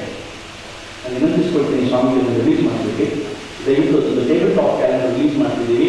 ಈ ಟೇಬಲ್ ಟಾಪ್ ಕ್ಯಾಲೆಂಡರ್ನ ವಿಶೇಷತೆ ಅಂದರೆ 365 ಲೀಫ್ಲೆಟ್ಸ್ ಇದೆ, ಸಾವರ್ಕರ್ ಫೋಟೋ, ಅವರು ಹೇಳಿದ ಹೇಳಿಕೆಗಳು. ಅದ್ರ ಮೇಲೆ ದಿನಾಂಕ ಮತ್ತು ತಿಂಗಳು ಮಾತ್ರ ಇದೆ, ವಾರ ಇಲ್ಲ, ವರ್ಷ ಇಲ್ಲ.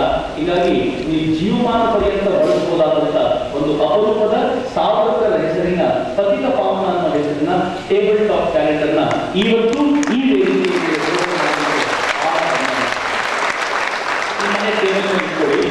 ಆದರೆ ಪ್ರಿಂಟ್ ಮಾಡಲಿಕ್ಕೆ ಪ್ರಿಂಟ್ ಮಾಡಲಿಕ್ಕೆ ತುಂಬಾ ಖರ್ಚಾಯಿತು. ಅಡ್ವರ್ಟೈಸ್ಮೆಂಟ್ ತಗೊಂಡು 50 ರೂಪಾಯಿ ಇಳಿಸಲಿಕ್ಕೆ ತುಂಬಾ ಪ್ರಯತ್ನ ಮಾಡಿದ್ದೀವಿ. ನಮ್ಮ ಹತ್ರ ಇರೋ ಕಾಪಿ 1,000 ಮಾತ್ರ ಈ ರಾಜ್ಯಕ್ಕೆ. ಇಲ್ಲೊಂದು 100 ಕಾಪಿಯೋ 150 ಕಾಪಿಯೋ ಸಿಕ್ಕರೆ ನಿಮ್ಮ ಅದೃಷ್ಟ. ಯಾರಿಗೆ ಆಸ್ತಿ ಇದೆಯೋ ತಗೊಳ್ಳಿ, ಮನೆ ಮೇಲೆ ಎಲ್ಲರೂ ಟಿವಿ ಮೇಲೋ ಎಲ್ಲೋ ಹೋಗ್ತಾರೆ ಆ ಟೇಬಲ್ ಟಾಪ್ ಕ್ಯಾಲೆಂಡರ್ ಇಡಿ. ನಿಮ್ಮ ಮಕ್ಕಳು ಯಾವಾಗಾದ್ರೂ ಒಂದಿನ ತೆಗೆದು ನೋಡ್ಲಿ, ಸಾವರ್ಕರ್ ಮುಖ, ಸಾವರ್ಕರ್ ಜೀವನ ಅದನ್ನು ಓದ್ಲಿ, ಆ ಮಗುವಿಗೆ ಸ್ವಲ್ಪವಾದ ಪ್ರೇರಣೆ ಸಿಕ್ಕು, ಸಾವರ್ಕರ್ ನೀವು ಹಿಂಗೆ ಸಾಯವಾರಾಗಿರ್ತೀರಿ ಅನ್ನೋದಕ್ಕೆ ಒಂದು ಸಲ ಅನ್ನಿಸ್ಬಿಟ್ರೆ ನಾವು ಮಾಡಿದ ಪ್ರಯತ್ನ ಸಾರ್ಥಕ. ನನ್ನ ಹೆಚ್ಚಿನ ಮಿತ್ರರೇ, ಈ ದೇಶ ತನಗೋಸ್ಕರ ಪ್ರಾಣ ಕೊಟ್ಟ ಹೀರೋಗಳನ್ನ ಮರೆತು ಬಿಡುತ್ತೆ. ಯಾರು ಹೀರೋಗಳನ್ನ ಮರಿತಾರೋ ಅವರು ಕೃತಜ್ಞರಾಗಿಬಿಡ್ತಾರೆ. ನಾವು ಮರಿಬಾರದು ಅಂತ ನಿಶ್ಚಯ ಮಾಡಿದ್ದೀವಿ. ಭಾರತದ ಭವಿಷ್ಯವನ್ನ ಉಜ್ವಲಗೊಳಿಸಬೇಕು ಅಂತ ಸಂಕಲ್ಪ ಮಾಡಿದ್ದೀವಿ. ಬನ್ನಿ ನಾವು ನೀವು ಸೇರಿ ಅಂತ ಉಜ್ವಲ ಭಾರತವನ್ನು ನಿರ್ಮಾಣ ಮಾಡೋಣ ಅಂತ ಅತ್ಯಂತ ಕಳಕಳಿಯಿಂದ ಹಾರೈಸಿದ ನನ್ನ ಮಾತುಗಳನ್ನ ತಾಯಿ ಭಾರತೀಯ ಪಾದಗಳಿಗೆ ಸಮರ್ಪಿಸುತ್ತೇನೆ. ಯುವ ಬ್ರಿಗೇಡ್ ಜೊತೆ ಸೇರಿಕೊಂಡು ಈ ಪತಿತ ಪಾವನ ಕಾನ್ಸೆಪ್ಟ್ನ, ಹೃದಯ ಮಂದಿರ ಕಾನ್ಸೆಪ್ಟ್ನ ಯಾರಿಗಾದರೂ ಎಕ್ಸಿಕ್ಯೂಟ್ ಮಾಡಬೇಕು ಅಂತಿದ್ರೆ ನನ್ನ ಮಿತ್ರರನ್ನ ಮಾತಾಡಿಸಿ ಕಾರ್ಯಕ್ರಮದ ಕೊನೆಯಲ್ಲಿ ಒಮ್ಮೆ ಭಾರತ ಮಾತೆಗೆ ಜೈಕಾರ ಹಾಕೋಣ. ಉಚ್ಚ ಕಂಠದಲ್ಲಿ ಜೈಕಾರ ಹಾಕಬೇಕು. ಹೇಗೆ ಜೈಕಾರ ಇಡಬೇಕು ಅಂತಂದ್ರೆ, ನನಗೊಬ್ಬ ಸೈನಿಕ ಹೇಳಿದ್ದ ತೊಲಗಿನಲ್ಲಿ, ಮ್ಯಾಗಿ ತಿನ್ನೋ ಸಿಟಿಯಿಂದ ಜೈಕಾರ ಅಲ್ಲ, ರೊಟ್ಟಿ ತಿನ್ನೋ ಹಳ್ಳಿಯಿಂದ ಜೈಕಾರ ಬೇಕು ಅಂತ. ಒಮ್ಮೆ ರೊಟ್ಟಿ ತಿನ್ನೋ ಹಳ್ಳಿಯಿಂದ ಜೈಕಾರದೊಂದಿಗೆ ಈ ಇಡೀ ಹಾಲ್ ವೈಬ್ರೇಟ್ ಆಗಲಿ. ಒಂದು ಸಲ ನನ್ನೊಂದಿಗೆ ಉಚ್ಚ ಕಂಠದಲ್ಲಿ